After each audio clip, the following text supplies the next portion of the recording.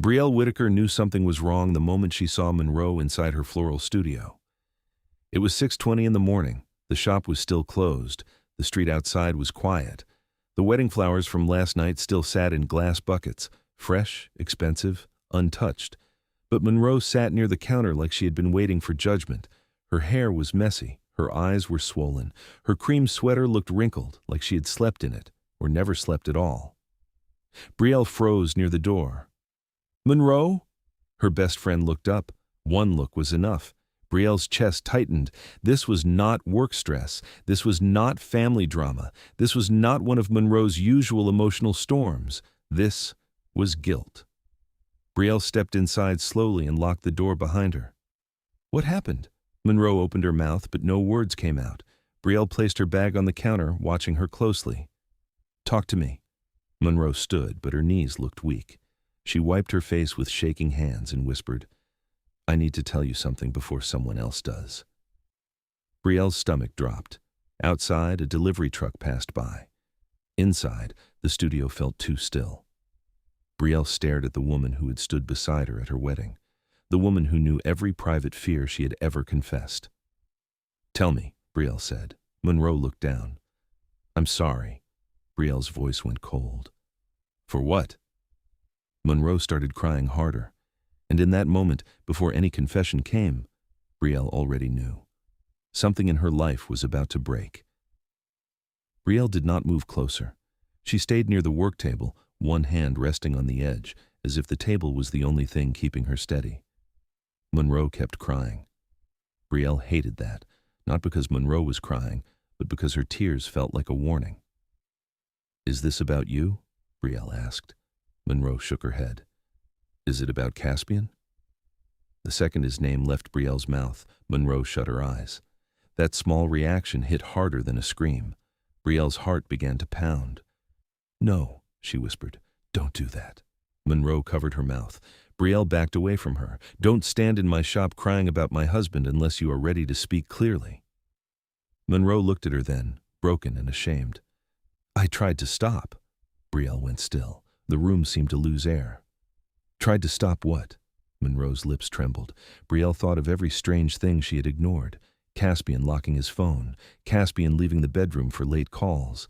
Caspian wearing cologne she had never smelled on him before. Monroe telling her she was overthinking. Monroe smiling at dinner. Monroe hugging her. Monroe lying beside her life like a friend. Brielle's voice dropped, shook her head slowly. "No, do not finish that sentence." But Monroe had already started it, and Brielle already understood the ending.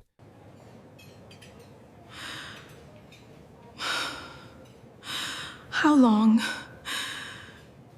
Monroe forced the words out. "It started months ago." Brielle laughed once, but there was no humor in it. "Months?" Monroe nodded, crying into her hands. Brielle stared at her like she had become a stranger in seconds. This was Monroe, her best friend, her maid of honor, the woman who helped her choose the lace on her wedding dress, the woman who sat beside her mother's hospital bed, the woman who once told her, "Caspian loves you in a way most women pray for." Brielle felt sick. "You were with my husband," Monroe whispered. "Yes." The word landed softly, but it destroyed everything. Brielle's eyes moved across the studio. White orchids, roses, ribbon, wedding cards, love everywhere. How cruel. She built beautiful things for women walking into marriage, while her own marriage had been breaking in secret. Monroe stepped closer. "It happened once, and I hated myself after." Brielle's eyes lifted. Once. For one painful second, hope tried to breathe. A mistake, one terrible night, one weakness, then Monroe ruined even that. "But it didn't stop," Monroe said. Brielle's face changed. "It didn't stop." Monroe shook her head. Brielle gripped the work table so hard her fingers hurt. Every girl's lunch came back, every dinner, every time Brielle said, "My husband would never cheat," while Monroe sat there knowing the truth. Brielle's voice became quiet. "You let me defend him," Monroe sobbed. Brielle stepped back. "You let me defend both of you." For a few seconds, Brielle said nothing. Her tears had not fallen yet, and that frightened Monroe more than anger would have. Brielle looked calm. Too calm. She walked to the sink, turned off the small dripping faucet, then turned back around. One question sat between them. Brielle asked it without blinking. "How long?" Monroe's face collapsed. Brielle repeated it. "How long, Monroe?" Monroe could not look at her. That told Brielle the answer would hurt. 8 months, Monroe whispered. Brielle's body went cold. 8 months, not one night, not one weak moment. 8 months, 8 months of birthday hugs, 8 months of Sunday brunch, 8 months of Monroe sitting in her living room, 8 months of Caspian kissing her forehead while hiding another life. Brielle remembered the dinner party.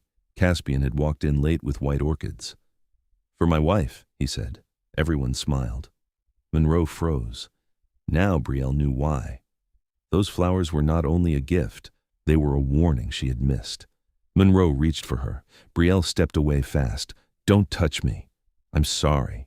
"No," Brielle said. "You are sorry because the truth finally found daylight." Monroe cried harder. He said he was confused. Brielle's eyes sharpened. "Do not explain my husband to me." "I'm not. You already did. Every time I came to you worried, you protected him." Monroe had no answer. Brielle nodded slowly. That silence confirmed everything. Brielle walked to the front door and opened it.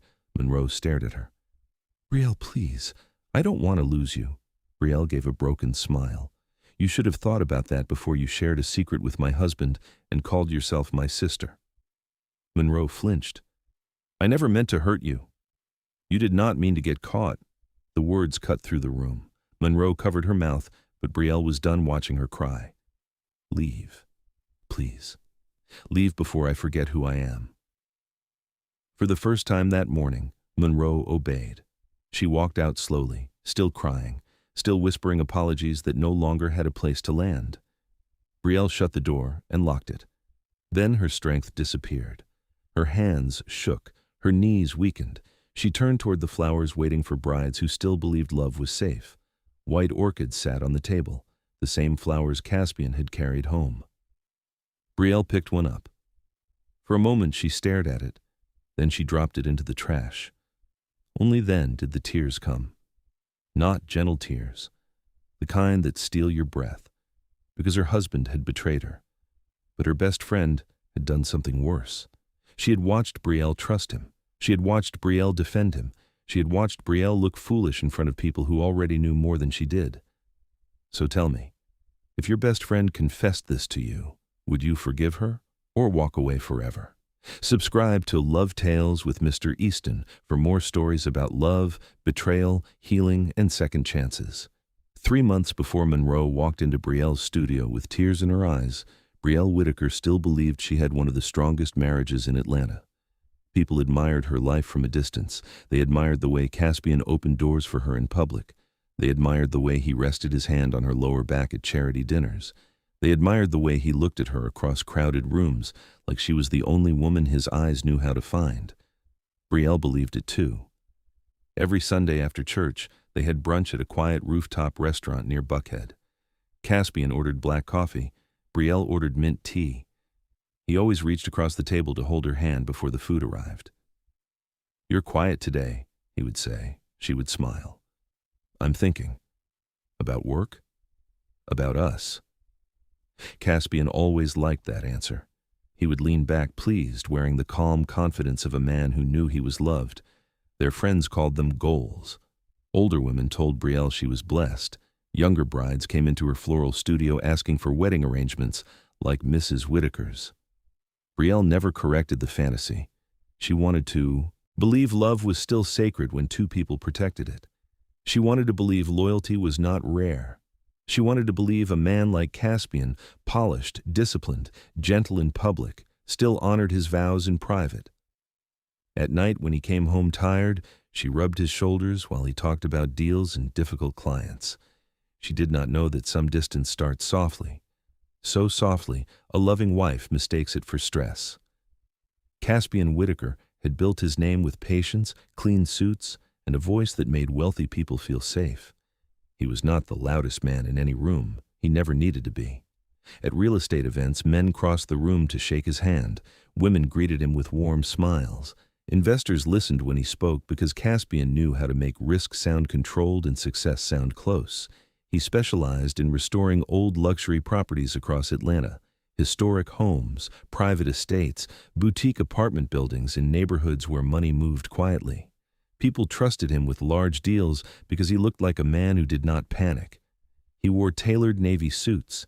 He remembered names.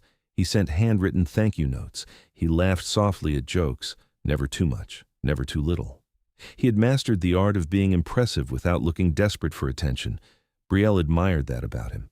At public events, she watched him speak to clients with ease. He would guide conversations without forcing them. He knew when to talk numbers, when to listen, and when to make a person feel important. After every event, someone would pull Brielle aside and say, "Your husband is special." She always smiled with pride. I know. Caspian played the role well. The devoted husband, the respected businessman, the man who still kissed his wife's forehead in front of people. When photographers asked for couple shots, he always drew Brielle close. His hand settled at her waist, steady and familiar. His smile looked effortless. No one saw the private calls. No one heard the excuses. No one noticed when admiration became a curtain. Not even Brielle. Not at first. Brielle's floral studio sat on a clean corner street in Atlanta, with tall windows, soft gold lettering, and fresh blooms arranged near the entrance every morning. She named it Brielle in Bloom.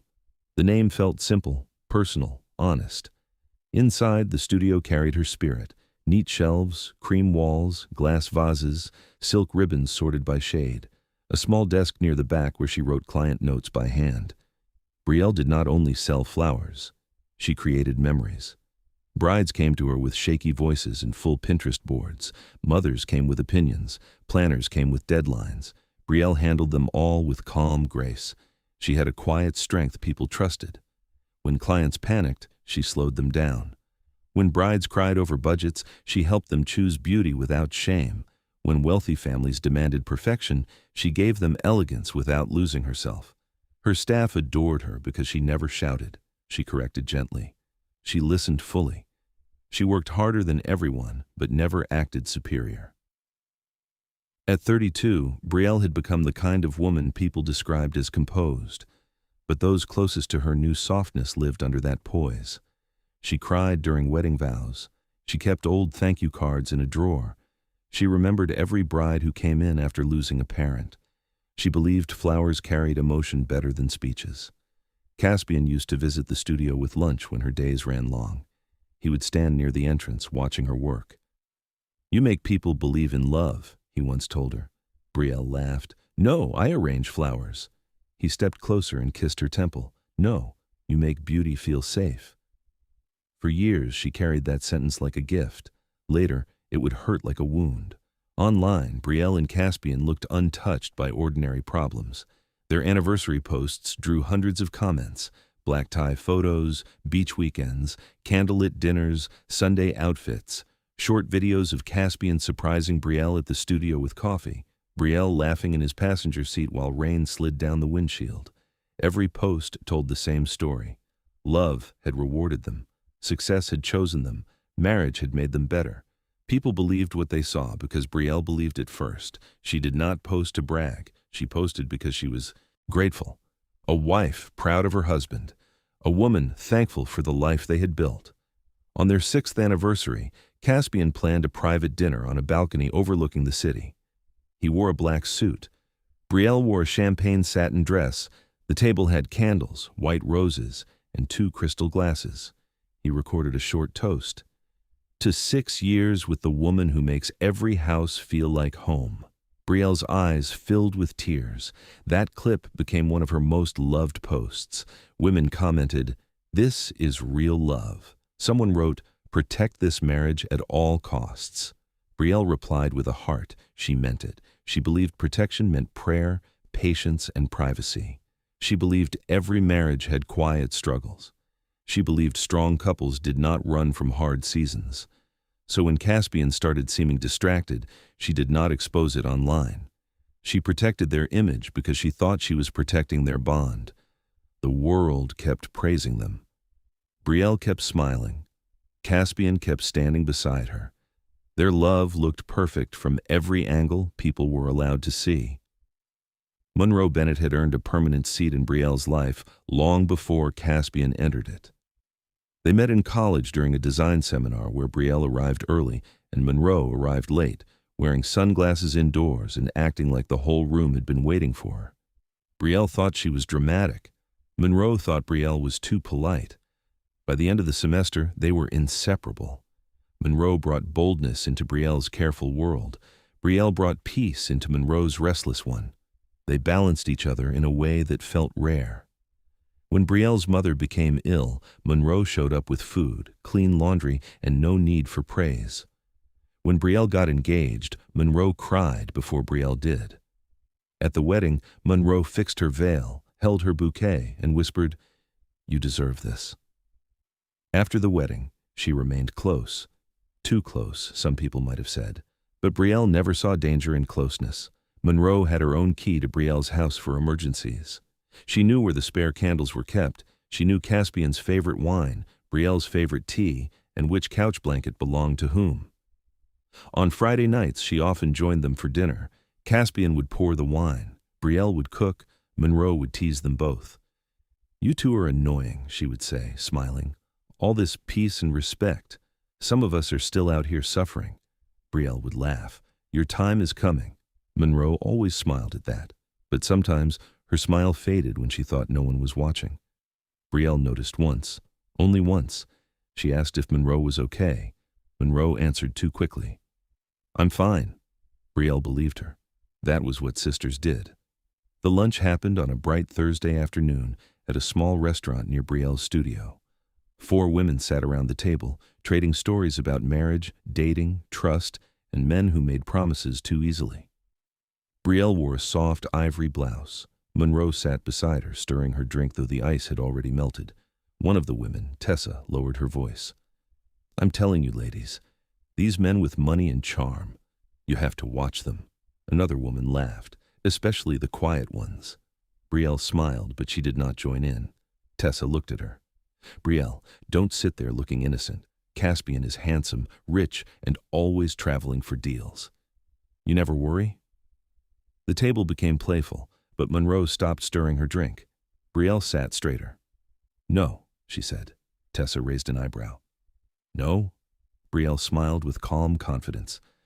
"My husband would never cheat." For 1 second, the table went still, not because the women believed her completely, because Monroe looked away. It was small, fast, almost nothing. But Brielle saw it, a tiny movement of the eyes, a slight tightening around Monroe's mouth, her fingers gripping the glass too hard.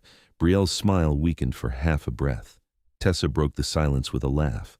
"Girl, I love your faith." Brielle laughed too, but her eyes stayed on Monroe. "Faith is part of marriage," Brielle said. "If I stop trusting him, what do we have?" Monroe finally looked up. Her smile returned, smooth and practiced. "Exactly," she said. "Don't let people poison what you have." Brielle nodded. But long after lunch ended, that small look stayed with her. The first change was small enough for Brielle to excuse.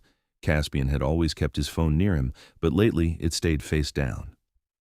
At dinner, it rested beside his plate with the screen pressed against the table. On the couch, it sat under his palm. In bed, it charged on his side, never hers. One evening, Brielle walked into the living room carrying 2 mugs of tea. Caspian sat near the window, smiling at something on his screen. It was not a business smile. Brielle knew his business smile. It was polite, controlled, and brief. This one was softer, private. When Caspian heard her footsteps, his thumb moved quickly. The screen went black before she reached him. Brielle paused. "Who was that?" Caspian looked up smoothly. "No one important." She handed him the mug. "You were smiling." "I was reading something funny." "From who?" He took a slow sip before answering. "An investor." Brielle laughed lightly, though something inside her tightened. "Your investors are sending jokes now." Caspian smiled, stood up, and kissed her forehead. "You worry too much, Mrs. Whitaker." Usually, that name softened her. That night, it did not. He walked past her toward the hallway, phone still in his hand. Brielle stood there with her tea cooling between her fingers. She told herself it was nothing. A locked phone did not mean betrayal. A hidden smile did not mean guilt. A delayed answer did not mean her husband had changed. Still, long after Caspian went upstairs, Brielle looked at the empty couch and felt the first quiet crack in her peace. The calls started the following week. At first, Brielle believed them because Caspian's work often demanded late hours. Real estate did not sleep when money was moving. Deals shifted, clients panicked, investors changed terms at inconvenient times. So when Caspian's phone buzzed at 10:47 one night, Brielle barely looked up from the floral invoice on her laptop. Caspian glanced at the screen. "I need to take this." Brielle nodded. "Everything okay?" "Investor issue. I'll be quick." He left the bedroom and walked downstairs. A minute later, Brielle heard the garage door open. That made her pause. He usually took calls in his office. The garage felt odd, cold, private, removed from the warmth of the house. She tried to keep working, but her eyes kept drifting toward the bedroom door. 10 minutes passed, 20, 30. When Caspian returned, his face looked calm, but too carefully calm. "Long quick call," Brielle said. He removed his watch and placed it on the dresser. "Deal complications." "What kind?" "Nothing you need to carry." The answer sounded caring, yet it created distance. Brielle closed her laptop. "I'm your wife, Caspian. I don't mind carrying things with you." He looked at her for a second, almost tender. "I know." But he did not explain. He went into the bathroom and turned on the shower. Brielle sat alone on the bed, staring at the closed door. The next night, another call came.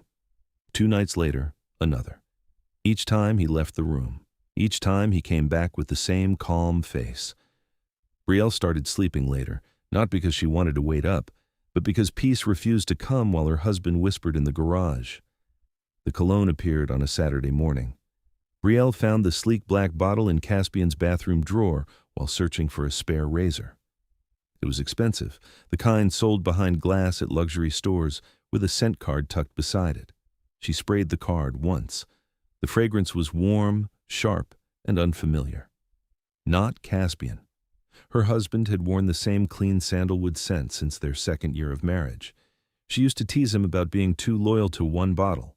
He always answered, "When something works, I keep it." Now there was a new one. Brielle held the scent card near her nose again. It did not smell like business meetings. It smelled like effort. That evening, while Caspian buttoned his shirt for a networking dinner, Brielle leaned against the bathroom doorway. "New cologne?" His fingers paused for half a second. "What?" She nodded toward the drawer. "The black bottle." "Oh, a client sent it." "Do you like it?" "It's fine. You haven't worn it around me." Caspian reached for his watch. "I forgot it was there." Brielle studied him through the mirror. Caspian Whitaker forgot market reports. He forgot where he placed cufflinks. He forgot to eat lunch when work consumed him. He did not forget expensive gifts from clients. Still, she smiled. "You should wear it sometime." He kissed her cheek. "Maybe." But weeks passed, and Brielle never smelled it on him at breakfast, dinner, church, or bed. Once, though, when he came home late from a client meeting, that same scent followed him into the hallway. Brielle noticed. Caspian noticed her noticing. Neither of them said a word. Brielle had no proof. That became her favorite sentence. No proof when he locked his phone. No proof when calls pulled him away. No proof when his eyes seemed tired in a way sleep would not fix. No proof when his touch stayed gentle, but his attention felt divided. So she defended him. To herself, first. Caspian worked hard. Caspian carried pressure. Caspian wanted to give them a secure life. Caspian had never embarrassed her publicly. Caspian still asked if she had eaten. Caspian still kissed her before leaving the house. She repeated these truths like prayers. One afternoon, while arranging cream roses for a bride, Brielle found herself staring at her wedding ring. The diamond caught the light the same way it always had, but her chest felt heavy. Her assistant, Lena, noticed. "You okay, boss?" Brielle smiled too quickly. "Yes, just tired." But tired did not explain the way she checked Caspian's face when he entered a room. Tired did not explain why she listened for his tone when his phone rang. Tired did not explain why she started wondering who made him smile when she was not near him. At home, Caspian still acted kind. That confused her most. He did not become cruel. He did not shout. He did not insult her. He remained sweet enough to keep hope alive. That was the part Brielle could not understand. How could someone feel close enough to hold, yet far enough to lose? So she kept defending him because love gave her reasons, but her spirit kept asking questions love could not answer. Brielle told Monroe on a quiet evening at a small tea lounge near Midtown. She did not plan to say anything. She had only invited Monroe because she needed a familiar face, someone who knew her before marriage, before public praise, before people started calling her life perfect. Monroe arrived in a fitted camel coat, sunglasses pushed into her hair, lips painted deep red. "You look exhausted," Monroe said. Brielle stirred her tea. "I feel foolish even saying this." Monroe's expression shifted, but only slightly. "Saying what?" Brielle lowered her voice. "Something feels different with Caspian." Monroe looked down at her cup. "Different how?" "He's still kind. That's what confuses me. But he's distant. Like his body is home, but his mind is somewhere I'm not allowed to go." Monroe stayed quiet. Brielle continued. "He hides his phone. He takes calls in the garage. There's this cologne I've never smelled on him, except once when he came home late." Monroe finally looked up. For a second, Brielle thought she saw fear. It passed quickly. "Brielle," Monroe said gently, "men get stressed, especially men like Caspian. He has investors, deadlines, pressure. Don't turn stress into betrayal." Brielle swallowed. "I didn't say betrayal." "No, but you're thinking it." Brielle looked away. Monroe reached across the table and touched her hand. "Listen to me. Don't create pain where there is none. You have a good man, a good home, a good marriage. Do not let anxiety punish you." The words sounded wise. They sounded protective. So Brielle nodded. But Monroe's hand felt cold over hers. After tea, Monroe walked Brielle to her car. The evening air felt cool, and the city moved around them with its usual noise. People laughed outside restaurants. Cars slid past with headlights sweeping over the pavement. Life kept moving, even though Brielle felt stuck inside one question. Was she being wise, or was she being blind? Monroe hugged her tightly. "Promise me you won't go home and start a fight." Brielle pulled back. "I wasn't planning to fight." "I know. I just don't want you hurting yourself over thoughts." Brielle gave a tired smile. "You sound like you're protecting him." Monroe's face changed, only for a second. But Brielle saw it. Monroe adjusted her coat and looked toward the street. "I'm protecting you." Brielle studied her. "Are you?" Monroe laughed lightly, but it lacked warmth. "Of course." A silence settled between them. Brielle waited for Monroe to meet her eyes again. She did not. Instead, Monroe looked at her car keys, her phone, the traffic, anywhere except Brielle's face. It should have been a small thing. A friend looking away. A tired woman avoiding an awkward moment. But Brielle felt that same cold pull in her chest. The one she felt when Caspian locked his phone. The one she felt when the garage door closed behind him. The one she felt when strange cologne followed him home. Brielle opened her car door slowly. "Good night, Monroe." Monroe nodded. "Call me when you get home." Brielle sat behind the wheel, but she did not start the car right away. Through the windshield, she watched Monroe walk away. Her best friend never looked back. And for the first time, Brielle wondered why. By Friday evening, Brielle decided she was tired of suspicion living in her house. She wanted warmth again. She wanted laughter in the dining room, soft music near the windows, and the smell of roasted chicken, garlic butter, and fresh herbs moving through the air. So she hosted dinner. Nothing large, nothing dramatic. Only a few close friends, the kind of people who had shared birthdays, anniversaries, business wins, and hard seasons with her and Caspian. Brielle set the table herself. Cream plates, gold-rimmed glasses, folded linen napkins, a low floral arrangement in the center so everyone could see each other while talking. She chose soft blush roses and pale green stems, simple enough to feel intimate, elegant enough to feel like her. Monroe arrived first. She walked in carrying dessert from a bakery Brielle loved, wearing a fitted black dress and a smile that looked almost perfect. "You did all this yourself?" Monroe asked, looking around. Brielle laughed softly. "You know I don't trust anyone else with my table." Monroe kissed her cheek. "You never miss." For a brief moment, Brielle felt comforted. Monroe moved around the kitchen like she belonged there, placing dessert in the fridge, opening drawers without asking, finding serving spoons as if the home were partly hers. That used to make Brielle feel loved. Tonight, it unsettled her. Guests arrived one by one. Soon, the house filled with easy noise. Tessa teased her husband about being late. Lena praised the flowers. Someone asked about Caspian's latest property project. Brielle smiled, poured drinks, answered politely, but each time the front door stayed closed, her eyes moved toward it. Caspian was late. Again. Dinner was nearly ready when headlights swept across the front windows. Brielle heard the car door close outside. Her body reacted before her mind did. She straightened her blouse, smoothed her hair, and reached for a serving dish to look busy. The front door opened. Caspian stepped in wearing a charcoal suit, his tie loosened just enough to make him look tired, but still handsome. He carried white orchids wrapped in thick paper, tied with a cream ribbon. Brielle's breath caught. White orchids had always been their flower. He gave them to her after their first major argument, on the day they signed for their first home, and every anniversary since their 3rd year of marriage. For a second, the ache in her chest softened. Maybe she'd been wrong. Maybe the late calls, the hidden phone, the distance, all of it belonged to pressure, not betrayal. Caspian looked across the room and found her. "Forgive me," he said, lifting the flowers slightly. The meeting ran long. Tessa clapped her hands. Now that is how a husband apologizes. The room laughed. Brielle walked toward him, half relieved, half embarrassed by how deeply she wanted the flowers to mean something good. Caspian kissed her forehead. "For my wife." Everyone reacted with approval. Someone said, "That man knows what he's doing." Brielle smiled because everyone expected her to smile.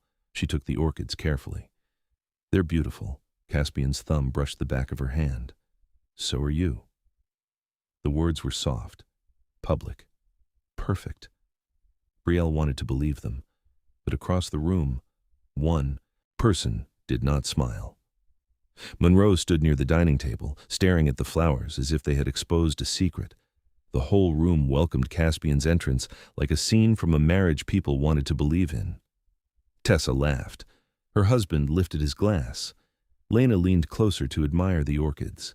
The conversation shifted into playful praise, the kind people give when a couple looks too polished to doubt. Brielle stood in the middle of it all, holding the flowers against her chest. For a few seconds she allowed herself to feel chosen. Caspian had been distant. Yes, he had been working late.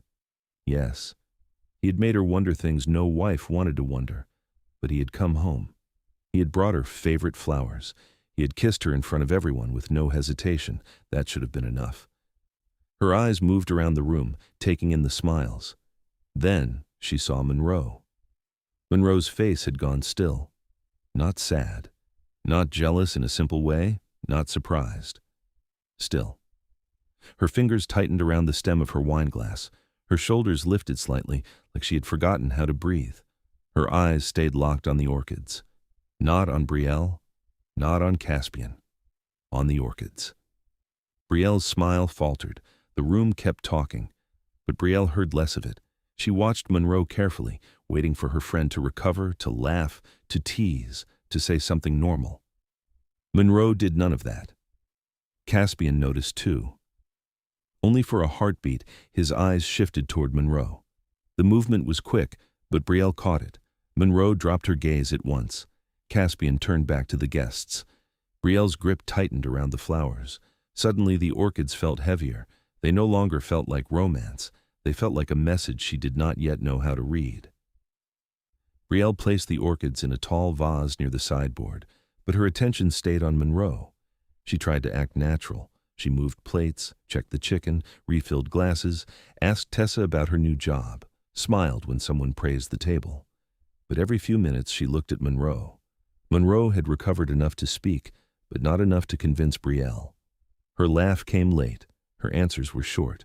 When Caspian spoke, She looked down. When Brielle asked her a question, she answered too quickly. It was not the first strange moment. There had been the tea lounge, the avoided eyes, the careful advice, the way Monroe seemed to know exactly how to calm Brielle's fears without asking enough questions. But tonight felt different. Tonight, Monroe reacted before she had time to hide it. During dinner, Caspian told a story about a client who refused to approve marble for a renovated home because it looked too emotional. Everyone laughed. Monroe did not. She stared at her plate, cutting a green bean into smaller pieces. Brielle watched her. "Monroe," she said gently, "you're quiet tonight." Monroe looked up too fast. "Am I?" Tessa laughed. "That means she's judging all of us." Monroe forced a smile. "Always." The table moved on. Brielle did not. She looked at Caspian next. He was calm, charming, in control. His hand rested near his glass. His wedding ring caught the light. He glanced at Brielle and smiled. A husband's smile. A practiced smile. Brielle smiled back. But inside, something tightened. Trust was still there. Only now it had a bruise. After dinner, everyone drifted toward the living room with dessert plates and wine. Brielle stayed in the kitchen, stacking dishes beside the sink. She needed a moment away from voices. The evening had gone well from the outside. People had laughed. The food was good. The flowers were praised. Caspian had played the attentive husband with ease. Still, Brielle felt worn down. She rinsed a glass under warm water, focusing on the sound because it gave her something simple to hold. Caspian entered quietly behind her. "Let me help." She did not turn. "You already brought flowers. That was your contribution." He gave a small laugh and picked up a towel. For a while they worked side by side like they used to. She washed, he dried, their shoulders touched once, neither moved away. That small contact pulled at her heart. She missed him. Not the public version, not the man everyone praised. She missed the man who used to dance with her in this kitchen after long days, the man who kissed flour from her cheek when she tried to bake, the man who made her feel safe before safety started feeling like a memory. Caspian looked at her. "You looked beautiful tonight." Brielle's hands stilled in the sink. His voice was low enough that no one else could hear. She turned slightly. "Thank you. I mean it." For a moment his eyes looked like they used to, warm, focused, hers. Brielle wanted to rest in that look. She wanted to forgive all the small signs without needing answers. Hope rose quietly, fragile but real. Maybe distance did not mean loss. Maybe love had hard seasons. Maybe marriage survived by choosing faith when fear felt easier. Caspian reached for the glass in her hand, and his fingers touched hers. Brielle almost smiled. Almost. The moment in the kitchen should have comforted Brielle. Instead, it made the ache sharper, because kindness was harder to understand when it came from a man who felt far away. Caspian dried the last glass and placed it neatly on the counter. In the living room, their friends laughed at something Tessa said. Monroe's voice joined the laughter, lighter now, almost convincing. Brielle looked toward the doorway. Monroe sat close to the orchids, too close for Brielle's peace. Caspian followed her gaze. "What is it?" he asked. Brielle turned back to him. She could have lied. She could have smiled and said she was tired. She could have carried the question upstairs and buried it beside every other fear she had refused to name. But something about the orchids, Monroe's face, and Caspian's careful calm made silence feel dangerous. So she asked him, "Why do I feel like I'm losing you?" Caspian's expression changed. Not enough for anyone else to notice, enough for Brielle. The softness left his eyes first. Then his jaw tightened. His fingers curled around the towel in his hand. He looked at her as if she had stepped too close to a locked door. Brielle waited. 1 second, 2, 3. He could have said, "You're not." He could have reached for her. He could have laughed gently and pulled her into his chest. He did none of those things. He only looked away. That silence hurt more than any answer. Brielle nodded slowly, though tears threatened her eyes. "I see." Caspian whispered her name. "Brielle." She shook her head. "No. Go back to our guests." Then she turned toward the sink, gripping the counter until the pain in her hands felt easier than the one in her chest. The morning after the dinner party, Brielle arrived at her floral studio before sunrise. She had barely slept. Every time she closed her eyes, she saw Monroe's face when Caspian walked in with white orchids. She saw the way Monroe's fingers tightened around her glass. She heard Caspian's silence in the kitchen after she asked why she felt like she was losing him. Brielle told herself she only needed work. Work had always steadied her. Flowers did not lie. Roses did not hide phone screens. Orchids did not avoid eye contact. If a stem was broken, it showed. If a petal bruised, it showed. There was honesty in that. She unlocked the studio and stepped inside. The space was quiet, filled with buckets of fresh blooms waiting for the day's arrangements. She placed her bag on the counter, tied her apron, and reached for the order list. A knock came at the door. Brielle looked up. Monroe stood outside. Her face was pale. Her hair looked rushed. Her eyes were red and swollen, like she had spent the night fighting with herself and losing. Brielle's hand froze on the clipboard. For a moment, neither woman moved. Monroe raised one hand weakly. Brielle walked to the door and opened it. "Why are you here this early?" Monroe stepped inside, but she did not come far. "I need to tell you something." Brielle felt the room tighten around her. No greeting, no excuse, no smile. Only those words. The same cold feeling from the dinner party returned to her chest. Brielle closed the door, slowly. "Tell me." Monroe's lips shook. "I should have told you sooner." Brielle's heart dropped before the truth even arrived. Monroe stood near the entrance like she had no right to touch anything in Brielle's world. Her eyes moved over the studio, the flowers, the ribbons, the framed wedding photos from past clients. She looked everywhere except at Brielle. Brielle's voice came out low. "Say it clearly." Monroe pressed her fingers against her mouth, trying to hold herself together. It was Caspian. The name struck Brielle so hard she forgot to breathe. Monroe cried harder. "I did not plan it." Brielle's face went still. "What did you not plan?" Monroe shook her head as if she wanted the floor to open beneath her. "It happened once. We were both upset. He said he felt unseen. I said things I should never have said. It crossed a line." Brielle stared at her. A line, such a small word for a betrayal that large. Monroe continued, her voice breaking. "I told myself it was one mistake. I told myself I would never let it happen again." Brielle's fingers curled at her sides. "But..." Monroe looked up, and that single glance gave the answer before her mouth did. But it kept happening. The studio seemed to go silent in a new way. Brielle heard the hum of the refrigerator holding fresh stems. She heard Monroe's breathing. She heard her own heartbeat. How many times? Monroe closed her eyes. "I don't know." Brielle took one step back. "You don't know?" Monroe whispered. "It became complicated." "No," Brielle said. "It became selfish." Monroe flinched. Brielle's voice sharpened. "Complicated as a schedule. Complicated as a business contract. This was my marriage." Monroe covered her face. Brielle did not comfort her. For the first time in their friendship, Monroe's tears had no power over her. Brielle's mind moved fast, pulling memories from places she did not want to revisit. There was the night she called Monroe from her bedroom floor because Caspian had been distant for weeks. Monroe had listened softly. "Do not worry yourself sick," she said. "He loves you." Now Brielle wondered where Caspian had been before that call. There was the lunch, where Brielle admitted she felt foolish for suspecting anything.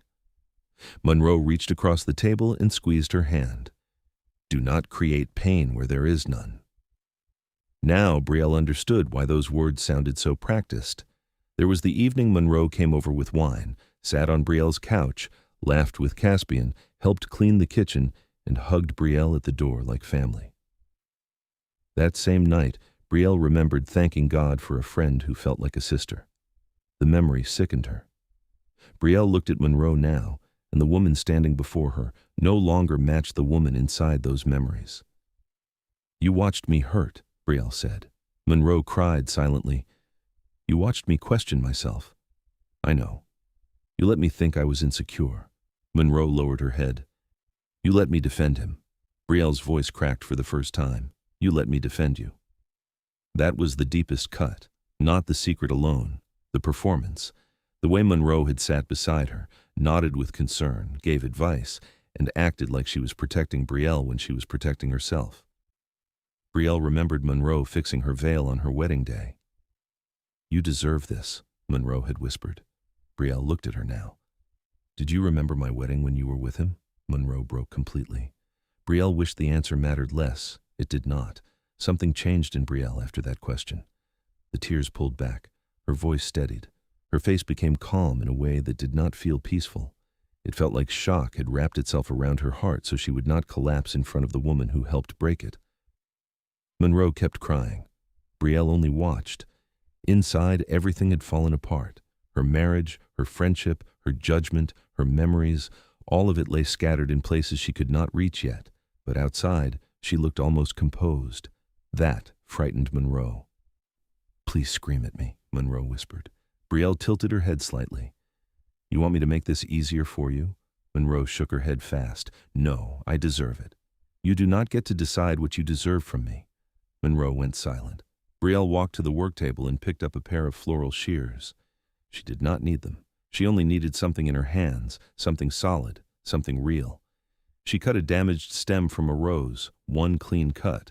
The sound felt sharper than it should have. You know what hurts? Brielle asked. Monroe wiped her face. That you both kept living around me like I was furniture, like I would always be there, like my love made me harmless. Monroe whispered, I never saw you that way. Brielle looked at her. Yes, you did. Because if you respected me, you would have stopped before I became the last person to know. Her hands started shaking around the shears. She placed them down carefully. If she held them 1 second longer, Monroe would see how badly she was breaking. Monroe stepped forward. Brielle lifted her hand at once. Do not come closer. Monroe stopped. I know I destroyed everything. I know I do not deserve your forgiveness. But please, Brielle, please do not let this be the end of us. Brielle stared at her. The end of us. As if their friendship had simply reached a hard season, as if this was a misunderstanding they might cry through, pray over, and one day mention with soft regret. Brielle's voice turned quiet. You ended us every time you answered his call. Monroe pressed both hands to her chest. I was lonely. Brielle's eyes flashed. So you borrowed my husband? Monroe looked wounded by the words, but Brielle did not soften them. You were my friend, Brielle said. You knew every place I was insecure. You knew how much I trusted him. You knew how much I trusted you. I hated myself. But you kept doing it. Monroe sobbed. I thought I could fix it. No, you thought you could hide it. That landed. Monroe had no defense left. Brielle walked to the door and opened it. The street outside had grown brighter. People were beginning their day. A woman passed with a coffee cup. A cyclist rolled by. The world looked normal, which made Brielle feel even more alone. Monroe whispered, Please. Brielle held the door wider. Leave. Brielle. Leave before I forget the kind of woman my mother raised me to be. Monroe covered her mouth. For a long second she did not move. Brielle did not blink. At last, Monroe walked out. When the door closed behind Monroe, Brielle locked it. The click sounded final. She stood there for several seconds, one hand still resting on the lock, waiting for her body to understand that Monroe was gone. But the pain stayed. It did not leave with her. It stayed in the studio, in the counter, in the flowers, in the morning light sliding across the floor. Brielle turned slowly.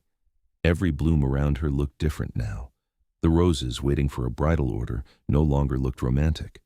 The white orchids near the cooler no longer looked elegant. The soft ribbons, the crystal vases, the handwritten cards, all of it felt like proof of a language she no longer trusted. Love. Promise. Forever. How many women had stood in the studio, smiling with hope, while Brielle helped design the happiest day of their lives? How many times had Brielle told them marriage was worth patience? Now she stood surrounded by beauty and felt nothing beautiful inside her. Her phone buzzed on the counter. Caspian. His name lit up the screen. For a moment, Brielle stared at it. Her husband was calling. The man who still kissed her forehead. The man who brought her orchids. The man who let her sleep beside a lie. The phone stopped. A second later, a message appeared. "Good morning, love.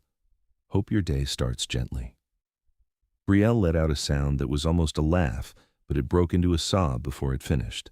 She sank onto the chair beside the work table. Around her, flowers waited to be arranged into symbols of joy. But to Brielle, they looked like witnesses, silent, delicate, useless. For the first time in her life, Brielle Whitaker did not know how to make beauty out of what had been broken. Caspian walked into the house at 7:14 that evening. The moment he stepped inside, he knew something had changed. The house was quiet in the wrong way. Not peaceful, empty. No music drifted from the kitchen. No candles burned near the staircase. No smell of dinner filled the air. Even the living room lamp stayed off except for one dim light near the fireplace. Brielle sat on the couch, still wearing her work clothes. Her purse rested beside her untouched. Her heels remained on. Her posture was straight, calm, almost formal. That frightened him more than anger would have. Caspian slowly closed the door behind him. "Brielle?" She looked at him. Nothing in her face welcomed him home. No warmth, no softness, only exhaustion sharpened into silence. Caspian's stomach tightened immediately. Monroe told her. He could see it. The truth had already entered the room before he did. He loosened his tie slowly, buying himself a second to think. "Can we talk?" Brielle gave a short laugh that carried no humor. "That depends," Caspian swallowed. "On what?" "On whether you plan to tell the truth tonight." The words hit him harder than shouting would have. He stepped farther into the living room carefully. "Brielle," she lifted one hand. "Do not say my name like you protected it." Caspian stopped moving. The sentence landed with brutal accuracy.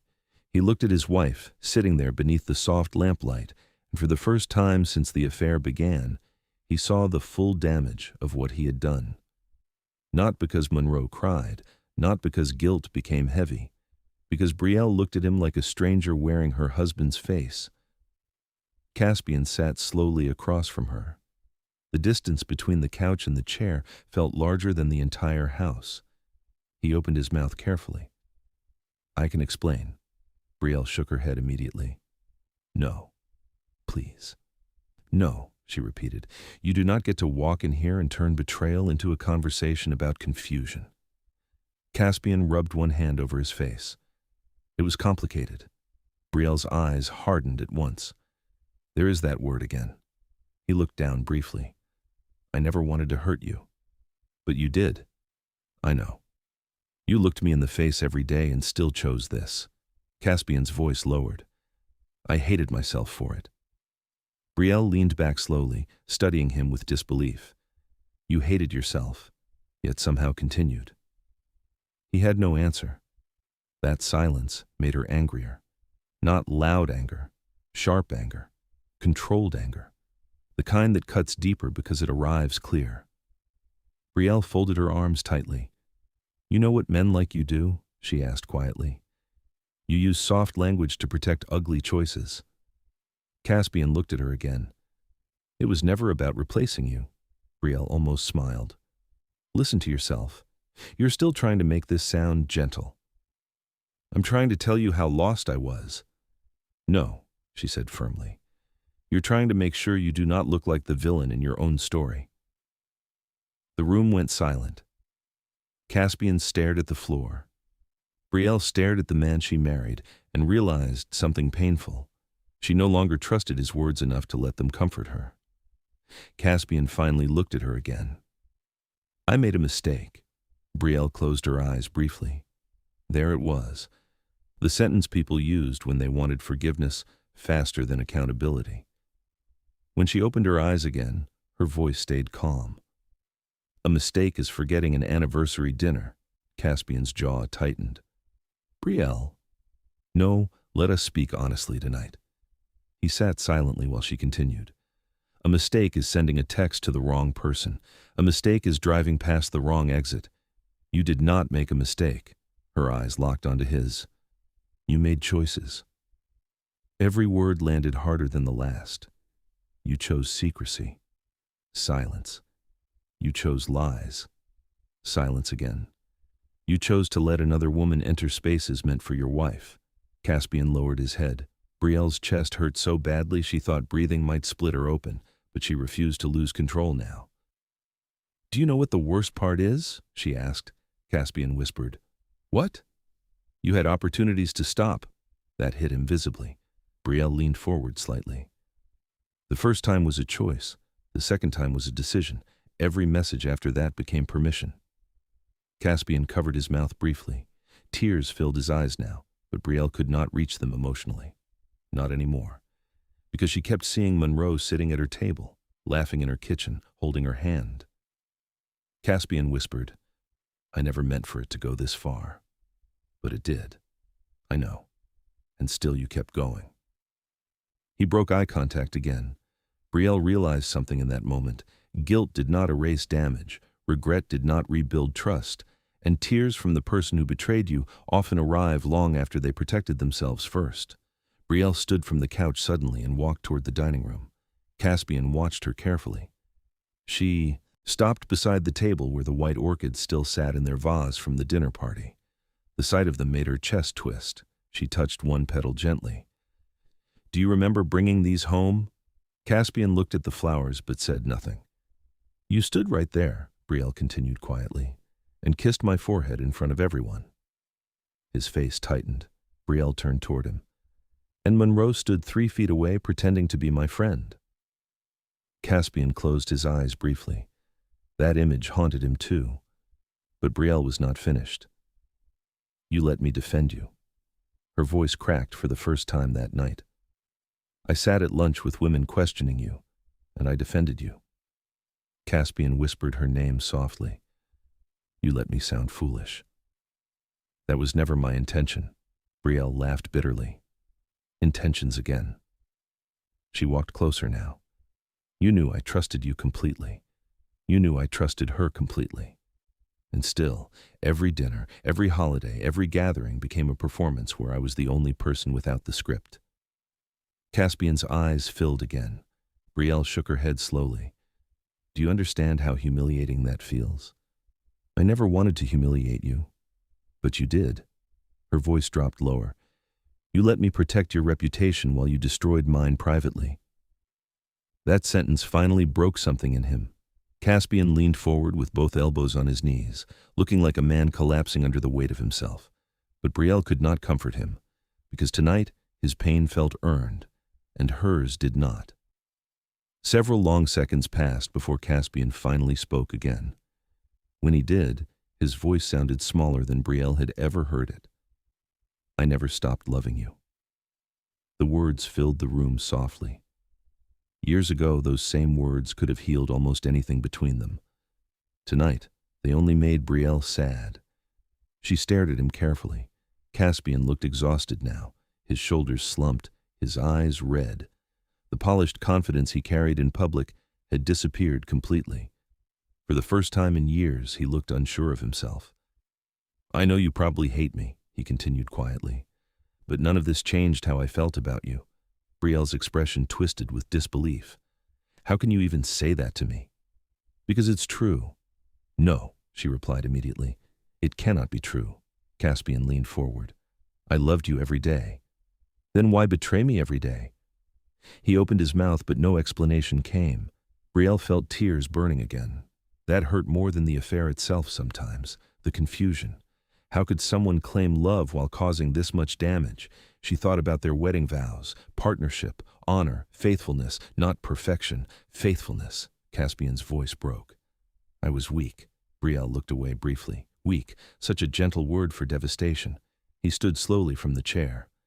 "I know I destroyed something precious." Brielle's eyes lifted to him again. "Yes," she whispered. "You did." For a second, he looked like he wanted to touch her. He did not. Somewhere inside himself, he understood he no longer had the right. Brielle wiped her face slowly before speaking again. "You know what men misunderstand about women like me?" Caspian stayed silent. "We do not need perfection. We need honesty." The house felt painfully quiet around them now. No television, no music, only truth standing in the center of their marriage for the first time in months. Brielle looked toward the wedding photo hanging near the staircase. Two smiling people, two people who thought trust alone could keep love safe. Then she looked back at her husband. "You keep saying you loved me." "I did." "Then explain something to me."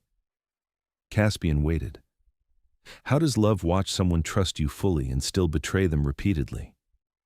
He had no answer. Brielle nodded slowly as tears slipped down her face. "That is the part men like you never understand." Caspian looked shattered now. Brielle's voice remained steady despite the pain cutting through her chest. "Love without loyalty is noise." The sentence landed heavily between them. Caspian lowered his eyes immediately, because he knew she was right. Flowers were noise without loyalty. Kisses were noise without loyalty. Anniversary posts, forehead kisses, expensive dinners, soft apologies, all of it became meaningless once trust disappeared. Brielle stepped backward slowly. "I loved you honestly." Caspian's eyes closed briefly. "And you loved me conveniently." He shook his head quickly. "That's not true." "Then why does betrayal follow your version of love so easily?" He had nothing left to say. Brielle turned away before he could see her fully break. "Tonight," she whispered, "I finally understand something." Caspian looked up again. "The marriage I thought I had does not exist anymore." Then she walked upstairs alone while Caspian remained downstairs, sitting beside white orchids that no longer meant love to either of them. The first thing Brielle disappeared from was the internet. No anniversary photos, no floral updates, no smiling videos arranging roses beside soft music. For years, her pages had looked warm and alive. Brides tagged her daily. Friends commented on her dinners. Followers admired her marriage, her business, her calm elegance. Then suddenly, nothing. People noticed quickly. At first, the messages sounded casual. "Everything okay? Haven't seen you online. Need new flower content soon." Brielle ignored them all. She no longer had the energy to perform happiness for strangers, while her private life lay in ruins. Even simple things became exhausting.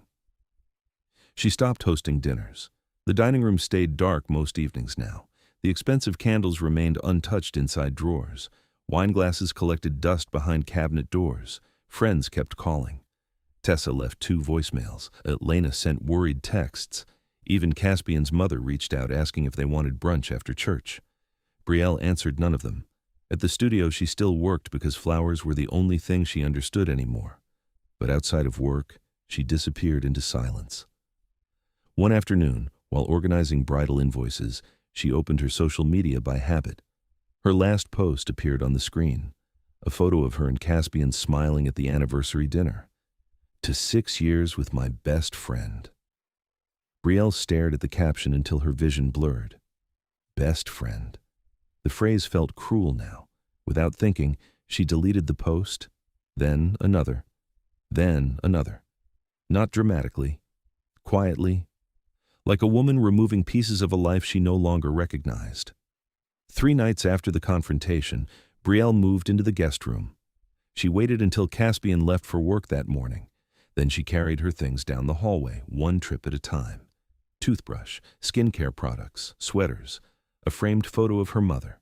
She moved carefully, emotionally detached, like she was helping someone else leave a marriage instead of herself.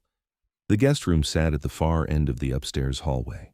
Smaller bed, pale gray walls, one window facing the backyard.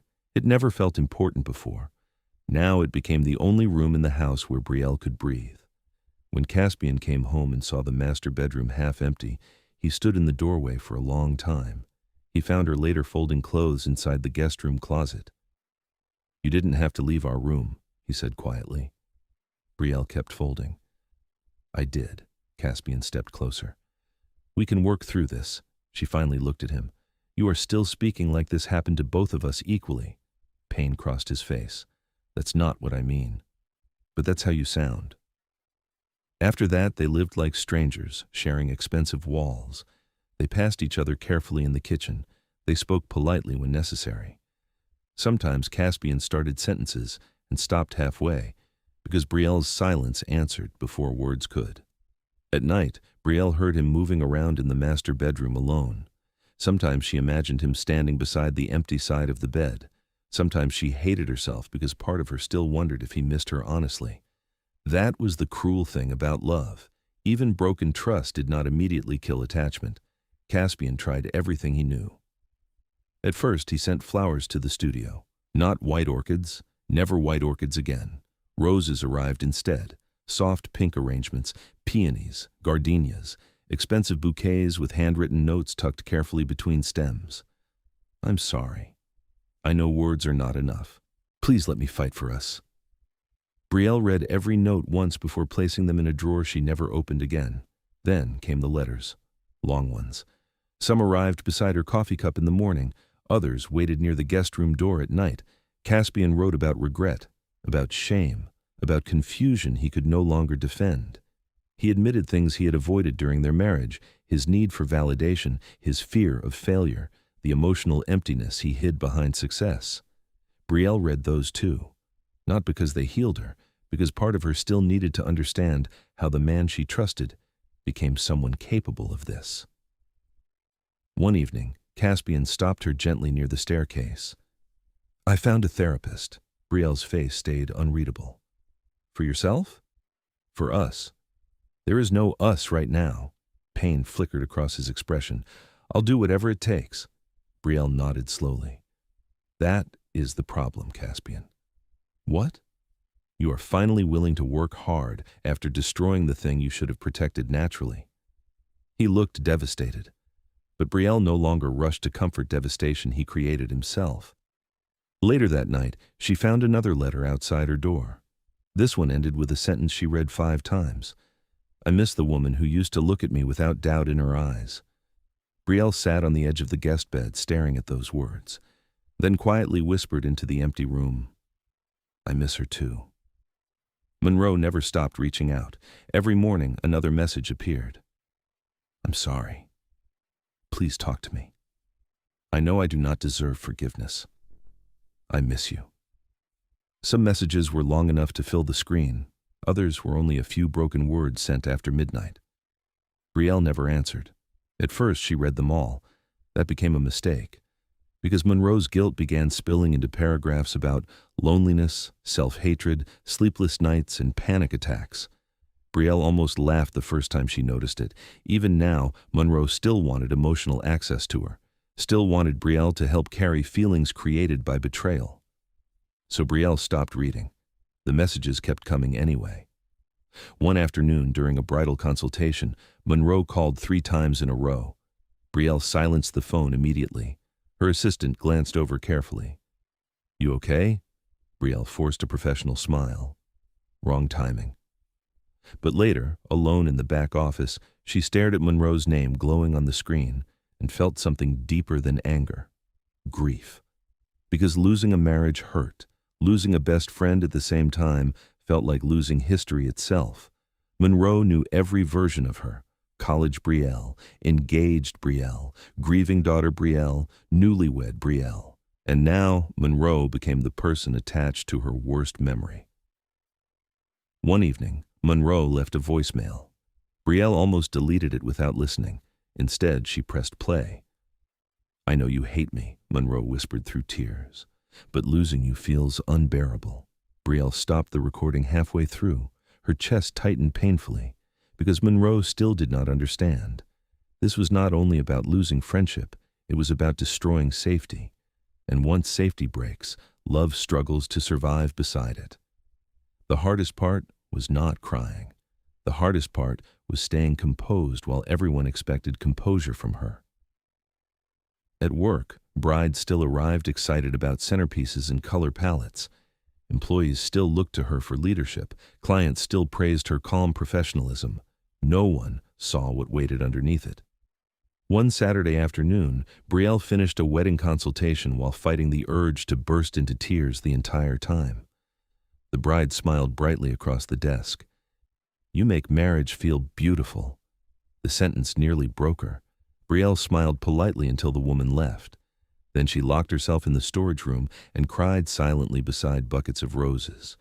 People believed strong women handled pain elegantly. They thought heartbreak looked graceful on women like Brielle. Quiet tears, dignified silence, mature responses.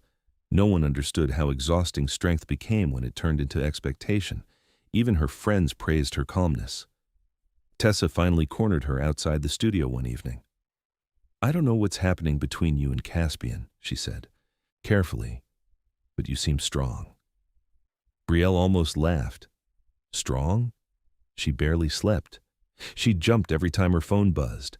She replayed conversations in her head until dawn. But because she still dressed well and arrived at work on time, people assumed she was surviving better than she was. That night, Brielle stood in front of her bathroom mirror for a long time. No makeup, tired eyes, hair pulled back carelessly. She looked older somehow, not physically, emotionally.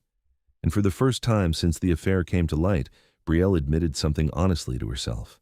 She was not handling this well. She was simply handling it quietly. 2 weeks later, Brielle woke before sunrise and decided she could not stay in the house another day. Not because Caspian shouted, not because he pressured her, because every hallway carried memories now. The kitchen where they danced barefoot, the couch where Monroe once slept after drinking too much wine, the dining room with the white orchids. Everything felt crowded with ghosts. Brielle packed a small overnight bag without overthinking it. Jeans, sweaters, toiletries, one old hoodie that belonged to her mother. When she came downstairs, Caspian was already awake in the kitchen drinking coffee. He looked surprised. "You're leaving?" "For a few days." "Where?" Brielle hesitated before answering. "The lake cabin." Understanding crossed his face immediately.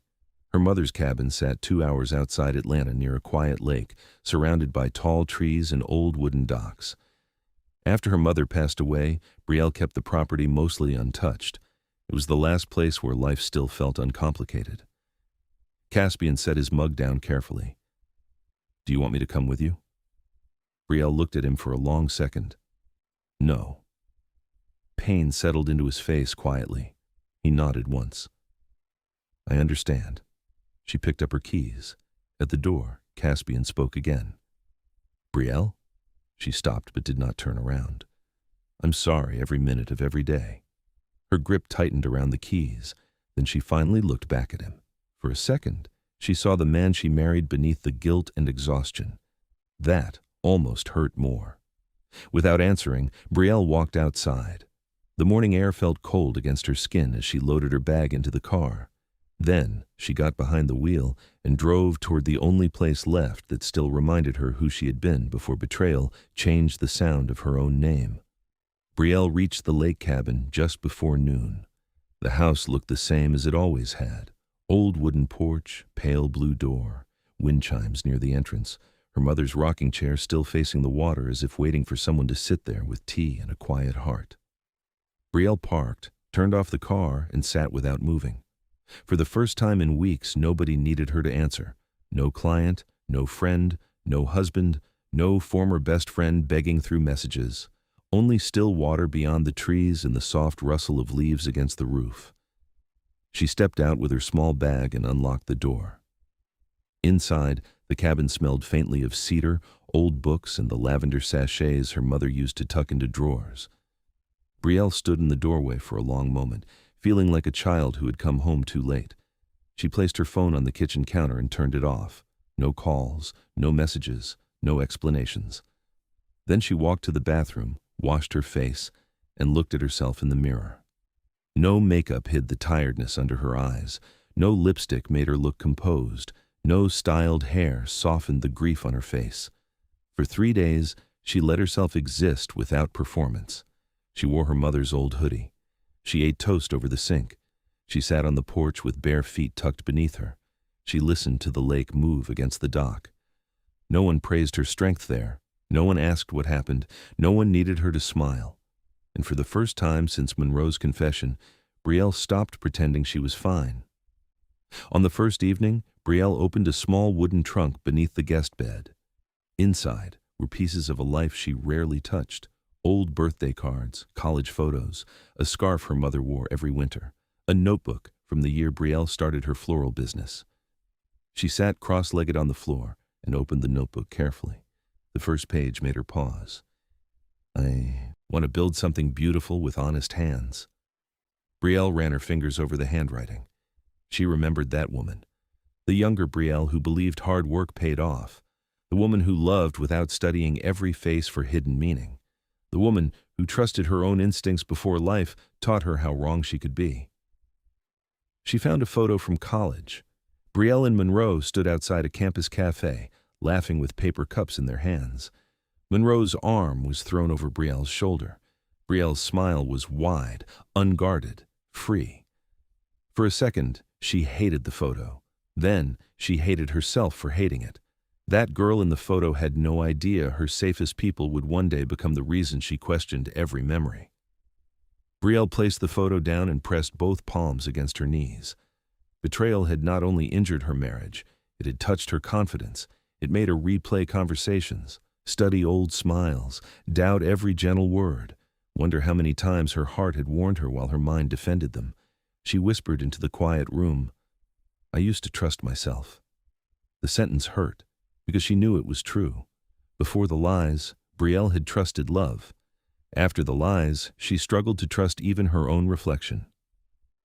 The second night was the hardest. Rain began after sunset, tapping against the cabin roof in soft, steady beats. Brielle made tea but forgot to drink it. She sat on the living room floor wrapped in a blanket, staring at the cold fireplace. All day she had managed to stay still without falling apart. She walked near the lake. She read 3 pages of a book without understanding them. She warmed soup and ate half. She folded her mother's old quilt twice and placed it back across the couch. Small actions, safe actions, actions that kept her body moving when her heart felt stuck. But night removed the distractions. In the dark, the truth grew louder. Caspian had chosen someone else and still come home to her. Monroe had listened to her fears while hiding the reason for them. Brielle had smiled in rooms where people already knew more than she did. That final thought broke her. A sound left her chest before she could stop it. She covered her mouth, but the grief came too fast. Her body folded forward, and all the tears she had held back in the studio, the house, the car, and the guest room came out at once. She cried for her marriage. She cried for her friendship. She cried for the woman who defended them. She cried for the wife who believed forehead kisses meant safety. She cried until her throat hurt. There was no audience, no phone, no one to comfort, no one to judge. Only Brielle on the floor of her mother's cabin, breaking in a place that still remembered her before she had to become strong. By morning, Brielle felt emptied out, not healed, emptied. She sat on the porch with a blanket around her shoulders and watched fog lift slowly from the lake. The air smelled clean after the rain. The dock glistened. Birds moved between the trees. Everything looked unchanged, and that bothered her at first. How could the world remain gentle after her life had shifted so violently? Then, slowly, a thought came to her. She was not only mourning Caspian, she was mourning the Brielle who trusted without checking, the Brielle who posted anniversary photos with full confidence, the Brielle who believed a best friend's hug meant protection, the Brielle who thought a beautiful marriage meant a safe one. That woman was gone. Or perhaps she had changed into someone Brielle did not know yet. She wrapped her hands around a warm mug and breathed carefully. Maybe that was why the pain felt so deep. It was not only heartbreak, it was an identity loss. She had built parts of herself around being loved well, around choosing wisely, around reading people correctly. Now she had to ask harder questions. Who was she if her marriage failed? Who was she if her closest friend lied? Who was she if her judgment had missed warning signs for 8 months? The answer did not come quickly, but one truth did. She was still here, bruised, tired, ashamed, angry, confused, but still here. Brielle looked toward the lake and whispered, "I lost a version of myself, but I have not lost myself completely." That sentence became the first steady thing she had felt in weeks. On the 3rd morning, Brielle cleaned the cabin before leaving. She washed the mug she had used, folded the quilt, closed the trunk, placed her mother's hoodie carefully inside her bag instead of wearing it. Before stepping out, she stood in the living room and looked around one last time. This cabin had not fixed her, but it had given her space to hear herself again. That mattered. On the drive back to Atlanta, Brielle did not cry. She kept both hands on the wheel and let the road pass beneath her in long, quiet stretches. When the city skyline appeared in the distance, her chest tightened, but not with panic this time, with decision. She still did not know whether her marriage would survive. She still did not know what forgiveness would look like or if it would ever arrive. But she knew one thing clearly. She would no longer live inside confusion to keep anyone else comfortable. When she pulled into the driveway, Caspian's car was there. Brielle sat for a moment before stepping out. Through the front window, she saw him rise from the couch. He looked thinner, tired, waiting. She walked inside with her bag in hand. Caspian stood near the hallway. "Are you okay?" Brielle looked at him calmly. "No," he swallowed. "I'm sorry." "I know." Her voice carried no rage. That made it colder. Caspian noticed. The woman who had left days earlier was wounded. The woman who returned had become harder to reach. Brielle walked past him toward the stairs. Not cruel, not dramatic, clear. For the first time, Caspian understood that silence did not mean she was softening. Sometimes silence meant a woman had started choosing herself. That night, Brielle sat alone in the guest room and opened the notebook she brought from the cabin. She did not write about Caspian first. She wrote about herself. "I am allowed to be hurt. I'm allowed to stop explaining. I'm allowed to change my mind. I'm allowed to miss someone and still not trust them." The words looked simple on the page, but each one felt like a door opening. For so long, Brielle had measured love by endurance, how much she could forgive, how long she could wait, how deeply she could understand. But now she saw another side of love, the part that required truth, the part that required self-respect, the part that refused to call suffering loyalty. She still loved Caspian. That truth hurt, but it was real. Love did not switch off because betrayal entered the room, but trust was different. Trust had to be protected, and once broken, it did not return because someone cried, apologized, or promised to do better. It returned only if truth had somewhere safe to grow. Brielle closed the notebook and looked toward the guest room door. Somewhere down the hall, Caspian moved quietly through the house they once shared with ease. She did not know what would happen next, but she knew she would no longer abandon herself to save a marriage that had already abandoned her first. So let me ask you this. What hurts more? Losing the person you love, or losing trust in yourself because of what they did? Share your thoughts in the comments, and if this story speaks to you, subscribe to Love Tales with Mr. Easton for more stories about love, loyalty, heartbreak, healing, and second chances. Caspian did not sleep much after Brielle returned from the cabin. He heard her walk past him. He heard the guest room door close. He heard the silence that followed, deeper than any argument they had ever had. The next morning, he found her in the kitchen making tea. She wore a plain sweater, no jewelry except her wedding ring. Her hair was tied back. Her face looked calm, but it was not the calm he used to know. This calm had distance inside it. Caspian stood at the doorway. "Brielle," she did not turn around. "Yes?" He swallowed. "I think I should move out." Her hand paused over the mug. For a moment, neither of them spoke. Caspian continued, quieter now. "You should not have to sleep down the hall from me if my presence keeps hurting you." Brielle turned slowly. He looked different, less polished, less certain. The man who once entered rooms like he owned the future now stood in his own kitchen as if he had no right to take up space. "I can book a hotel today," he said, "or stay at the apartment near the Midtown property. Whatever gives you peace." Brielle studied him. There was a time when those words would have made her run into his arms and beg him to stay. Now, she only felt tired. "Peace is not a place you move to," she said. "It is something people stop disturbing." Caspian lowered his eyes. "I know." "No," Brielle answered softly. "You are learning." He accepted that without defense. That was new. But new did not erase damage. Brielle lifted her mug and walked past him toward the dining room, leaving Caspian with the offer still hanging between them. For the first time, he understood leaving the house might be easier than facing what remained inside it. Brielle spent the rest of the morning walking through the house, not cleaning, not searching, remembering. She stopped first in the dining room. The table had hosted holidays, birthday dinners, business celebrations, and long Sunday meals with friends who once felt safe. She remembered Caspian sitting at the head of it, laughing with guests. She remembered Monroe leaning back in her chair, barefoot after dessert, pretending comfort meant innocence. Brielle moved into the kitchen. This was where Caspian used to stand behind her while she cooked, arms wrapped around her waist, chin resting near her shoulder. "You season with confidence," he once teased. "You eat with gratitude," she replied. Back then, laughter lived easily between the cabinets and marble counters. Now, the kitchen felt like a room from someone else's life. She touched the counter, remembering the night he complimented her after the dinner party, the warmth of his voice, the silence after her question. Next, she climbed the stairs. The hallway held framed photos from trips, anniversaries, and quiet days they had once called ordinary. In one frame, Brielle wore a red dress on their second anniversary.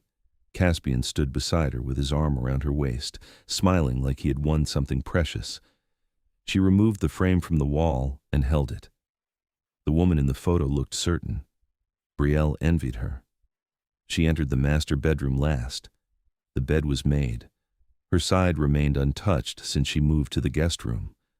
A marriage could still have furniture, still have photos, still have rings, yet feel absent. Brielle placed the frame face down on the dresser. Some rooms did not need dust to feel abandoned. Caspian found Brielle standing in the living room near the fireplace. She was staring at the wall where their wedding photo hung.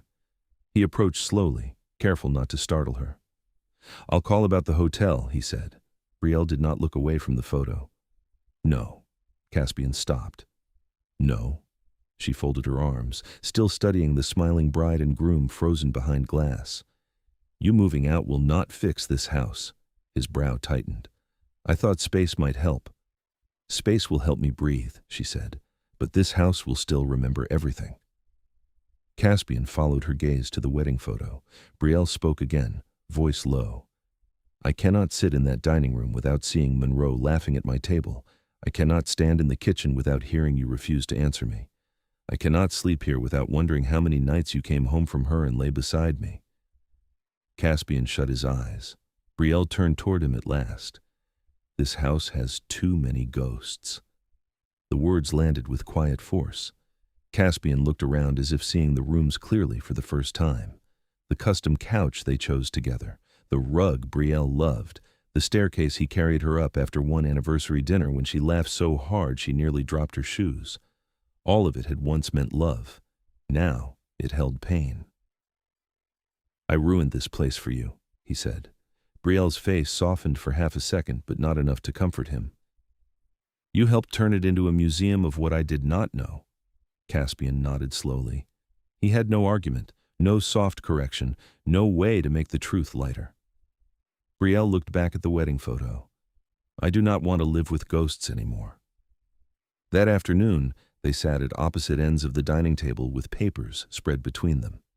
The same table where guests once praised their marriage now held property documents, mortgage statements, insurance details, and contact information for a listing agent Caspian knew. Brielle kept her posture straight. Caspian looked at the papers, then at her. "You want to sell?" It was not a question. Brielle nodded. "Yes." He rubbed his thumb along the edge of one document. "This house meant a lot to you." "It did. I remember how happy you were when we closed." "So do I." Caspian's voice dropped. "I hate that I took that from you." Brielle looked at him carefully. "You did not take the house from me, Caspian. You changed what it feels like to stand inside it." That hurt him more. He nodded. "I'll call Darren. He can prepare a valuation this week." "No," she said. He looked up. "We will call." Caspian studied her face. Brielle continued. "We bought this house together. We sell it together. I will not have you handling the ending like I am too fragile to sign my own name." His eyes filled with respect and regret at once. "You are not fragile." "No," she said. "I am wounded. There is a difference." For the first time that day, Caspian looked directly at her without trying to explain himself. "You're right." Brielle picked up the pen. The movement was small, but it felt like a line being drawn. Not revenge, not punishment. A decision. The home they built on image could no longer shelter the truth they now had to face. Evening came quietly. They remained at the dining table long after the papers had been gathered. Neither of them had eaten. Neither seemed to care. Caspian stared at his wedding ring. Brielle noticed. The ring had always looked natural on his hand, a symbol of safety, a promise made visible. Now it looked heavier. Caspian turned it slowly with his thumb. "If we sell the house," he said, "what happens to us?" Brielle looked across the table. There it was. The question both of them had avoided since the truth came out. Caspian's voice stayed low. "Is the marriage over?" Brielle felt the words enter her chest and settle there. Over. Such a simple word for something that had taken years to build. She thought of their wedding day, their first apartment, the early years when money was tight but laughter came easily, the nights he held her during grief, the mornings he made coffee before she woke. She also thought of Monroe, the lies, the flowers, the silence, the 8 months stolen from her understanding. Brielle looked down at her own ring. She could remove it. She could leave it on. Neither choice would answer everything. "I don't know," she said honestly. Caspian's face tightened, but he did not interrupt. Brielle continued. "I know you want a clear answer. Stay or go. Forgive or leave. Marriage or divorce." He nodded. "But I do not have that answer tonight." Caspian swallowed hard. "Do you think you ever will?" Brielle looked toward the dark window. "I hope so." It was not comfort, but it was truth. And for now, truth was the only thing she could offer. Caspian leaned forward, elbows on his knees, his voice strained but careful. "I will wait." Brielle looked at him. "You should not say that like waiting earns you anything." He nodded quickly. "I know. I only mean I'm here. Being here now does not erase where you were before." The words hurt him, but he accepted them. "I understand." Brielle stood and walked toward the wedding photo near the staircase. Caspian followed at a distance, stopping a few feet behind her. She reached up and removed the frame from the wall. For years, that photo had greeted everyone who entered their home. Brielle in white, Caspian in black, both smiling with the bright confidence of people who thought vows alone would protect them. She held the frame against her chest for a moment. Then she turned it around and looked at him. "I do not know if this marriage is over." Caspian waited. Her voice grew steadier. "But I know the old marriage is dead." Caspian's face changed, not shock, recognition. Brielle continued. "The marriage where I trusted without question is gone. The marriage where you got the benefit of every doubt is gone. The marriage where our image mattered more than what was happening inside these walls is gone." Her eyes filled, but she did not look away. "If there is anything after this, it cannot be built on charm, flowers, apologies, or public praise." Caspian whispered, "What would it have to be built on?" Brielle looked down at the photo in her hands. Truth, accountability, time, and a version of you I have not seen yet. Then she placed the wedding photo face down on the console table. The sound was soft, but it felt final. The townhouse was nothing like the home Brielle once shared with Caspian. No sweeping staircase, no oversized dining room designed for guests and appearances, no marble entrance that impressed people before they even sat down. This place was smaller, quieter, simpler. And for the first time in months, Brielle felt relief when she walked through the door. The townhouse sat 10 minutes from her floral studio on a peaceful street lined with narrow trees and soft porch lights. The living room held more sunlight than furniture. The kitchen barely fit 2 people comfortably. Upstairs, the bedroom overlooked a small courtyard where neighbors walked dogs in the evenings. It did not feel grand. It felt safe. Brielle moved in alone on a gray Thursday morning. Caspian offered to help. She declined politely, not cruelly, just clearly. Some transitions needed solitude to feel real. By afternoon, Half-open boxes filled the floor. Her mother's framed photo sat on the kitchen counter beside unopened plates. A single lamp glowed near the couch, while rain tapped lightly against the windows. Brielle stood in the center of the living room and slowly exhaled. No ghosts lived there yet. That mattered. She no longer woke up beside silence thick with betrayal. She no longer passed rooms carrying memories she could barely survive. She no longer checked the hallway wondering if she might hear Caspian speaking softly on another hidden call. This space belonged only to her. That first night, Brielle sat on the floor, eating takeout noodles from the container, while soft jazz played quietly from her phone. No husband, no guests, no pretending. The loneliness still hurt, but for the first time in a long time, the loneliness belonged to truth, and truth felt cleaner than performance ever did. 2 weeks after moving into the townhouse, Brielle cut her hair. Not impulsively, not dramatically, deliberately. She sat quietly in the salon while strands of her long dark hair fell around the chair like pieces of an old version of herself she no longer needed to carry. When the stylist finished, Brielle barely recognized the woman in the mirror. Shorter layers, sharper shape, lighter somehow. "You look powerful," the stylist said softly. Brielle gave a small smile. Powerful was not the word she would have chosen. Different felt more honest. Word about her separation from Caspian had already started spreading through Atlanta's social circles. Wealthy women whispered during charity events. Mutual friends suddenly sounded too curious during casual conversations. One woman approached Brielle during a bridal expo. "I heard you and Caspian are spending time apart," she said carefully. "Are things okay?" Old Brielle would have smiled politely and protected the image. New Brielle looked directly at her and answered, "No."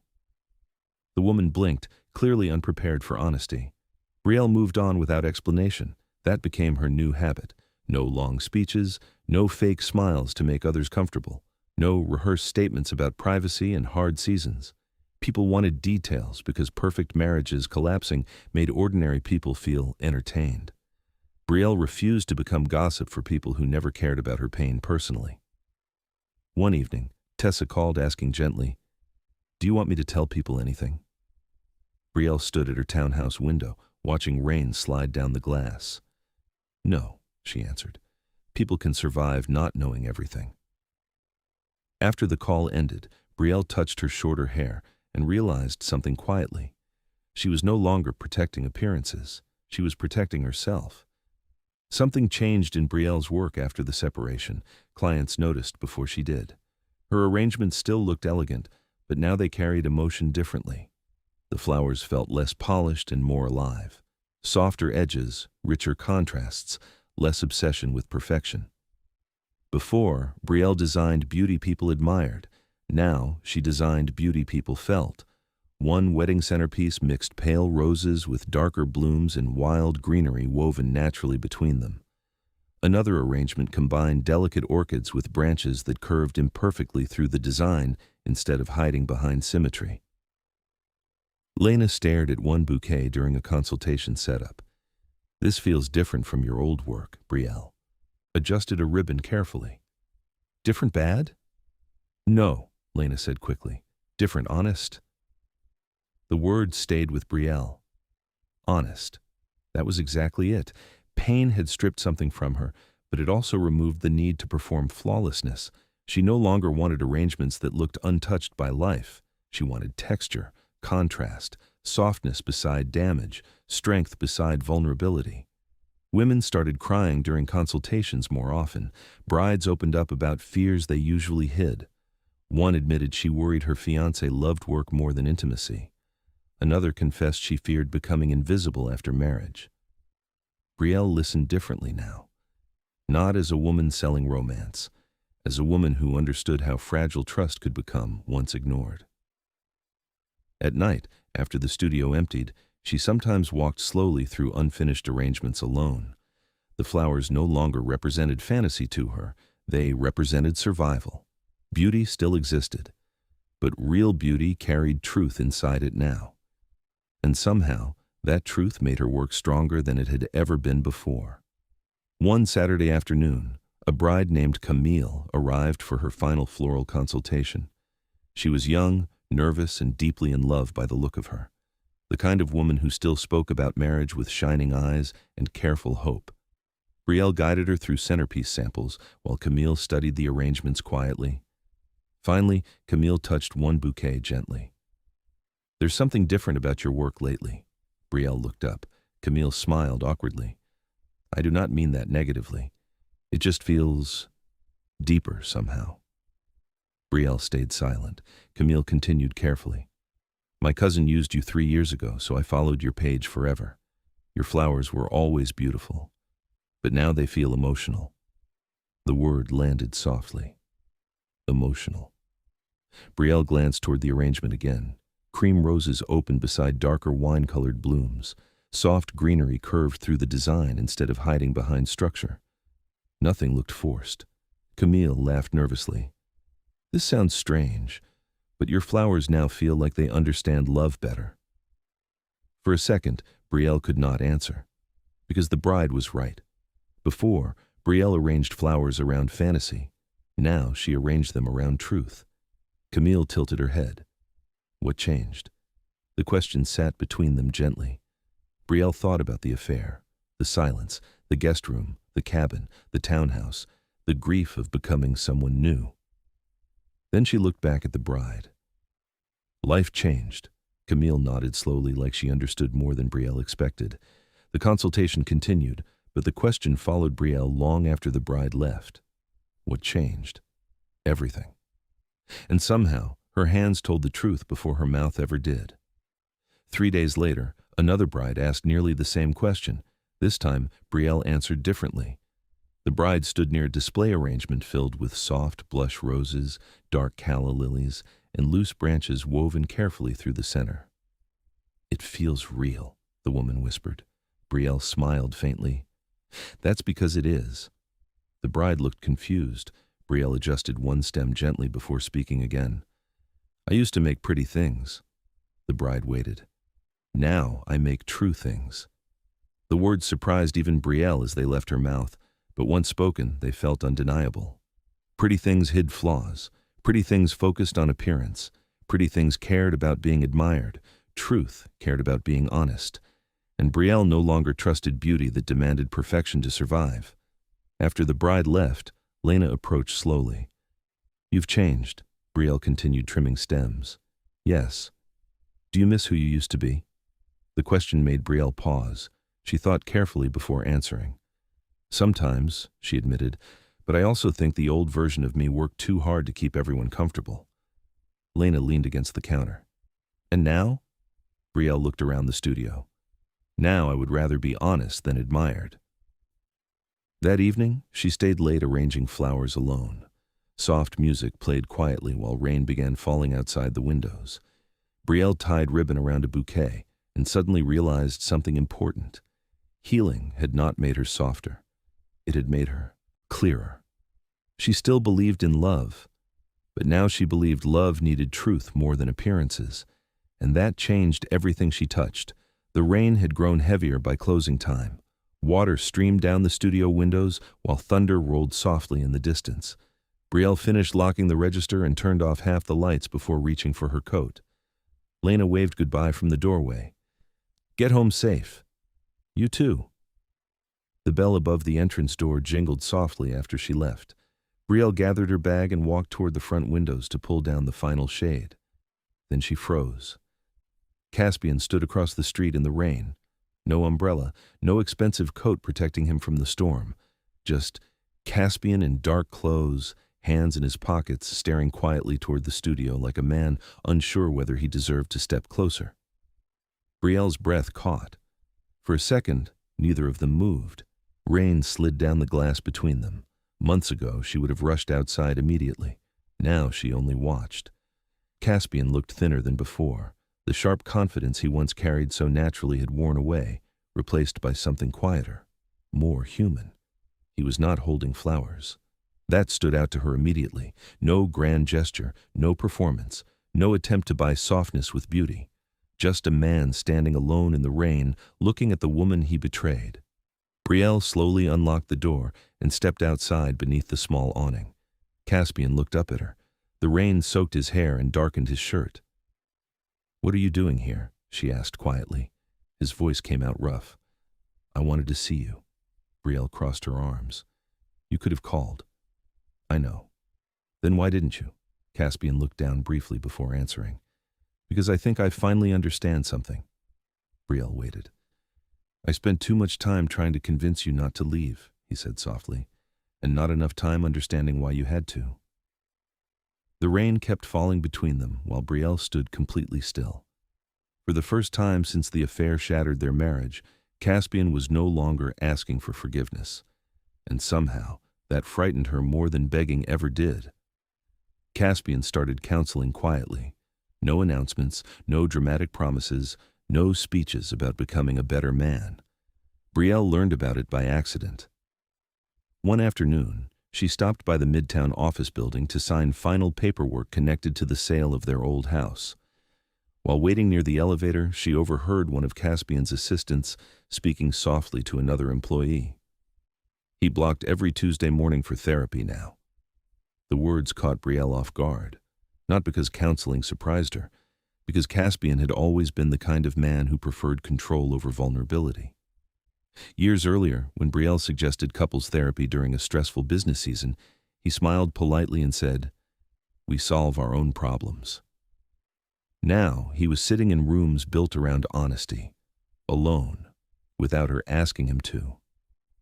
Later that evening, Caspian came by the townhouse to drop off documents. Brielle stood near the kitchen counter while he placed the folder down carefully. "You're in counseling," she said. Caspian looked briefly surprised. "Yes." He did not turn it into a performance. "No, for you. No, to win you back. Just yes." Brielle studied him carefully. "How long?" 7 weeks. "And," Caspian exhaled slowly, "and I spent most of my life learning how to appear successful instead of learning how to be emotionally honest." The answer sounded practiced, but not rehearsed. Real. He leaned against the counter lightly. "For a long time I defended myself because admitting the full truth meant seeing myself clearly." Brielle crossed her arms. "And now?" His eyes lifted to hers. "Now I know explanations are not the same thing as accountability." That sentence stayed with Brielle long after he left, because for the first time, Caspian sounded less interested in protecting his image than understanding his damage. Brielle's father called her on a Thursday evening. His voice sounded older than usual. Caspian came by.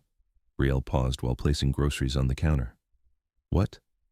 "He came to the house yesterday." She sat down slowly. Her father continued, carefully. "He did not stay long." Brielle waited. "He apologized." That surprised her more than the counseling, because apologizing to her parents meant stepping into shame without control. Her father had respected Caspian deeply. Her mother, before passing away, once called him the kind of man every father hopes his daughter marries. Now, Caspian had to stand in front of those people carrying betrayal openly. "What exactly did he say?" Brielle asked quietly. Her father sighed. "He said he failed you. He said he broke trust inside this family. He said he understood if we never looked at him the same way again." Brielle swallowed hard. "And then?" "Then he left." "That's all?" "That's all." No requests, no emotional pressure, no asking her parents to convince Brielle to forgive him. That mattered. Later that weekend, Brielle visited her father for dinner. While washing dishes together, he spoke gently. "He looked different." Brielle looked over. "How?" "Like a man who finally stopped arguing with reality." The sentence settled heavily inside her chest. Her father dried one plate slowly before continuing. "I'm angry with him. What he did was selfish and cruel. But I respected one thing." "What?" "He did not come asking for rescue. He came accepting responsibility." Brielle stared at the sink quietly.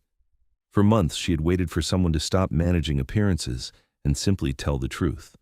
Maybe Caspian had finally started doing that. Monroe disappeared from Caspian's life completely. No lingering business partnerships, no hidden communication, no emotional loose ends disguised as closure. At first, Brielle assumed he only ended things because he got caught. Then one afternoon, she learned something else. Caspian had withdrawn from a luxury property investment Monroe helped connect him to months earlier. The deal would have made him significant money. His business partner called Brielle accidentally while discussing paperwork. Honestly, the man admitted, I thought Caspian was crazy for pulling out. Financially, it makes no sense. After the call ended, Brielle sat silently at her desk. Money had always mattered deeply inside Caspian's world, reputation too. Success, growth, expansion, walking away from profit without public pressure felt unlike him. That evening, Brielle asked directly during one of their careful conversations, You ended every connection tied to Monroe? Yes. Why? Caspian looked at her steadily. Because there cannot be healing while I keep one foot near what destroyed us. The answer carried no defensiveness, only clarity. Brielle studied him carefully. Does Monroe still contact you? No. You blocked her? Yes. And if she reached out another way? Caspian's expression hardened slightly for the first time in weeks. She no longer has access to my life. The sentence should have comforted Brielle. Instead, it made her sad. Because once upon a time, Monroe had access to everything, her home, her laughter, her grief, her trust. Now, Monroe existed only as damage both of them carried differently. Caspian leaned forward quietly. I know removing her now does not undo what happened. No, Brielle admitted softly. It doesn't. But privately, she recognized something important. For the first time since the affair surfaced, Caspian was making sacrifices that cost him personally, not sacrifices designed only to impress her emotionally. Weeks later, Brielle left the studio late after finishing arrangements for a private engagement party. The city air felt cool. Streetlights reflected softly across wet pavement from earlier rain. As she locked the front door, she noticed Caspian standing near the curb. No flowers, no expensive gestures, no polished speech prepared behind a charming smile. Just Caspian in a dark coat with tired eyes and both hands in his pockets. Brielle walked toward him slowly. You have to stop appearing outside my studio unexpectedly. I know. Then why do it? He looked down briefly before answering. Because sometimes it's the only place I know I might see you. The honesty caught her off guard. Not dramatic, not manipulative, just honest. Brielle crossed her arms against the cold. What do you want tonight? Nothing. You came here for nothing? I came because I missed you. The old Caspian would have followed that sentence with promises, explanations, or pressure wrapped inside romance. This version stopped there. Brielle studied him carefully beneath the streetlight glow. You look tired. A faint smile crossed his face. I am. Work? Life? Silence settled between them. Cars passed slowly nearby while wind moved through the trees lining the sidewalk. Finally, Caspian spoke again. I used to think fixing things meant convincing people to stay. Brielle looked at him quietly. Now? Now I think fixing things starts with becoming someone safer. That sentence reached somewhere deep inside her, because it sounded less like seduction and more like growth. And Brielle no longer trusted charm. But growth? Growth frightened her because part of her still wanted to believe in it. Caspian looked toward the studio windows before speaking again. I need to tell you something honestly. Brielle waited. If forgiveness never brings me back into your life, I understand. The sentence landed differently than his previous apologies. There was no hidden pressure inside it, no emotional trap, no expectation that his pain should soften her boundaries, just acceptance. Brielle stared at him carefully. Months ago, Caspian apologized while still trying to protect his place in her life. Even his guilt carried desperation. Tonight felt different. He continued quietly. I hurt you in ways I did not fully understand while I was doing them. Not because I lacked intelligence, because I lacked honesty with myself. Brielle stayed silent. Caspian rubbed his hands together against the cold. I used to think loving you automatically made me a good husband. His eyes lifted toward hers again. But love without integrity becomes selfish very quickly. Brielle felt her throat tighten. He sounded like a man finally speaking without trying to win. That made listening harder. "I miss you every day," he admitted softly, "but I am learning missing you does not entitle me to you." The words settled heavily between them. For months, Brielle had waited for someone to stop making her responsible for their guilt. Now, Caspian stood in front of her carrying his own remorse without asking her to reduce it. That was new and dangerous, because real accountability sounded far more convincing than excuses ever did. After Caspian left, Brielle remained outside the studio alone for several minutes. The street had grown quieter now. Wind moved gently through nearby trees, while distant traffic hummed softly through the city. She replayed his words carefully. "If forgiveness never brings me back into your life, I understand." For the first time since the affair shattered everything, Caspian apologized without reaching for something afterward. No request for comfort, no request for immediate healing, no request for reassurance. Nothing. Brielle leaned against the studio door slowly. That realization unsettled her more than tears ever had. Because most apologies she received throughout life carried hidden needs. People apologized hoping consequences would shrink, hoping pain would soften quickly enough to protect them from losing access. Tonight, Caspian sounded like a man finally prepared to accept loss honestly. That mattered. More than flowers, more than speeches, more than grand romantic gestures designed to look impressive from the outside. Brielle closed her eyes briefly. Part of her still loved him. She hated how true that remained. But another part of her had become cautious in a way she could not undo. She no longer trusted emotion by itself. She trusted consistency, responsibility, patience. The old version of Caspian knew how to impress people. This version seemed to be learning how to face himself. Brielle opened her eyes and looked through the studio window at the unfinished floral arrangements resting quietly inside. Months ago, she thought healing meant deciding quickly. Stay, leave, forgive, end it. Now she understood healing moved slower than certainty. And maybe that was okay. Because the first honest thing Caspian gave her after betrayal was not a promise. It was freedom to choose without pressure. Brielle did not agree to coffee because she had forgiven Caspian. She agreed because, for the first time in months, she wanted to hear what he had to say without anger, leading every breath. The invitation came on a Tuesday afternoon. Caspian sent one simple message. "Coffee this week, only if you want. No pressure." Brielle stared at it longer than she expected. No long apology, no emotional paragraph, no attempt to pull her back into old feelings, only a choice. That mattered. She waited almost 4 hours before replying. Thursday, 10 in the morning, Midtown Cafe.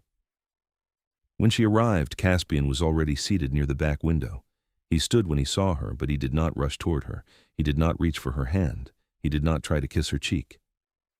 "Thank you for coming," he said. Brielle nodded. "I came to talk, that is all." "I understand," they ordered quietly. For a while, neither of them knew how to begin. The silence was not romantic. It was careful. Two people standing near the ruins of something they once called home, unsure which words might cut deeper. Caspian finally spoke first. "I'm not here to ask for anything." Brielle looked at him closely. "Then why are you here?" "To tell the truth without expecting it to fix what I broke." That answer did not heal her, but it kept her seated. She wrapped both hands around her coffee cup and said, "Then start there." Caspian inhaled slowly. For once, he did. Coffee became once a week. At first, the meetings were uncomfortable. They talked like people learning a new language. Every sentence required care. Every memory carried risk. Every pause felt loaded with everything they were not ready to touch. There was no flirting, no sweet nicknames, no holding hands beneath the table. Brielle made that clear from the beginning. "If we do this," she told him during their second coffee meeting, "we do it with truth, not nostalgia." Caspian nodded. "I agree." So they talked. They talked about the months before the affair. They talked about loneliness, pride, fear, silence, and the ways both of them had hidden discomfort behind image. Brielle asked hard questions. "When did you first lie to me? What did Monroe give you that you should have brought home to me? Did you think about me after you left her?" Some answers hurt. Some made her leave early. Some made Caspian sit in shame without asking her to comfort him. That mattered too. Slowly the meetings changed, not into romance, into honesty.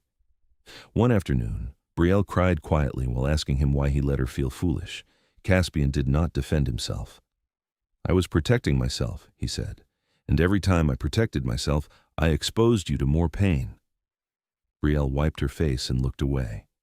That answer hurt, but it was clean. No excuse lived inside it. For months, Brielle had feared hearing the truth would destroy her again.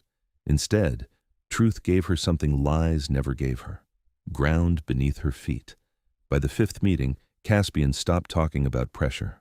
That was when Brielle listened differently. They sat in the same cafe, rain misting the window beside them, coffee cooling between their hands. Caspian looked tired, but steady. "I used to say I was stressed," he said. "I used to tell myself business pressure made me weak." Brielle watched him carefully. "And now?" "Now I know stress did not betray you. I did." The words sat between them. Brielle did not speak. Caspian continued. "I was proud. I liked being admired. I liked being needed. Monroe made me feel important during a season when I felt like I was failing in other ways." His jaw tightened. "But none of that explains it away. It only shows how selfish I became." Brielle's fingers tightened around her cup. Caspian looked directly at her. "I had choices. I chose wrong, more than once. I chose secrecy because truth would cost me. I chose attention because loyalty required discipline. I chose comfort because honesty required courage." Brielle swallowed hard. Those words would have meant nothing months ago. Back then, she needed safety, not speeches. Now, after time, distance, counseling, and proof, his honesty reached her differently. "What do you want from me today?" she asked. Caspian's answer came quietly. "Nothing." She searched his face. He meant it. "I want to keep becoming someone who does not hide from himself," he said, "whether you return or not." Brielle looked down at her ringless hand. That was the first time she believed his change might not depend only on getting her back. Brielle's own confession came weeks later. They were walking outside after coffee, moving slowly along the sidewalk near her studio. The evening was cool, and for once, the silence between them did not feel threatening. Brielle stopped near a closed bookstore window. "I ignored things." Caspian turned toward her. "What do you mean?" She looked at their reflections in the glass. "Your phone, the calls, the cologne, Monroe's reactions, your silence." Caspian's face tightened with pain. "That was not your fault." "I know," she said, "but I still ignored them." He stayed quiet. Brielle continued. "I wanted our marriage to stay beautiful so badly that I kept giving strange things innocent meanings." Her voice softened. "I told myself love meant patience. I told myself trust meant never questioning. I told myself good wives did not suspect their husbands without proof." Caspian looked at her with grief in his eyes. "And I used that trust against you." "Yes," she said, "you did." The honesty hurt, but it did not crush her. That was new. Brielle looked away from the glass.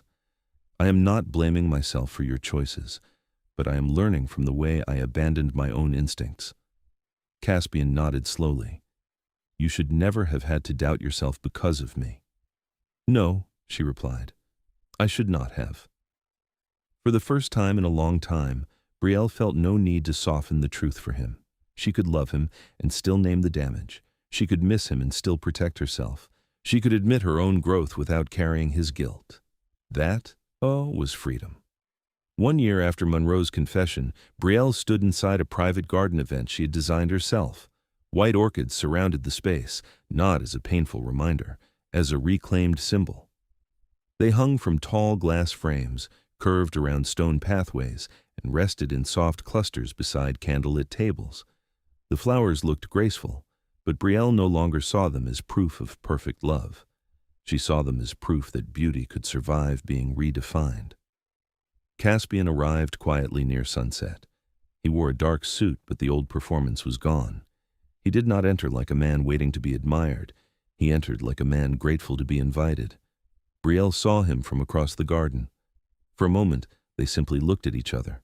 Their relationship still did not fit simple labels. They were not the couple people used to praise online. They were not fully restored. They were not strangers. They were two people standing inside the truth, deciding one careful step at a time what could be rebuilt. Caspian approached slowly. "The orchids are beautiful," he said. Brielle smiled faintly. "I chose them myself." His eyes softened. "I know what that means." She looked around the garden. "It means they do not belong to that night anymore." Caspian nodded. "No, they belong to you." Later, a woman at the event leaned toward Brielle and whispered, "How did you stay so strong?" Brielle thought for a moment. "I stopped confusing silence with peace," she said. "I stopped confusing history with loyalty. And I stopped calling something perfect because other people admired it." Near the end of the night, Brielle and Caspian stood near the edge of the garden, away from the guests and soft music. The orchids moved gently in the evening breeze. Caspian looked at her. "Do you think we will ever be the same?" Brielle did not answer quickly. Once she would have wanted that. The same laughter, the same house, the same easy trust, the same public praise. But now she understood something deeper. Some things should not return unchanged. "No," she said softly. "We will never be the same." Caspian nodded, accepting the pain in her answer. Brielle looked at him. "Maybe that is the lesson." He met her eyes. "The old us was built too much on image. If there is a new us, it has to be built on truth." Caspian held out his hand slowly. No pressure, no demand, only an offer. Brielle looked at his hand for a long moment.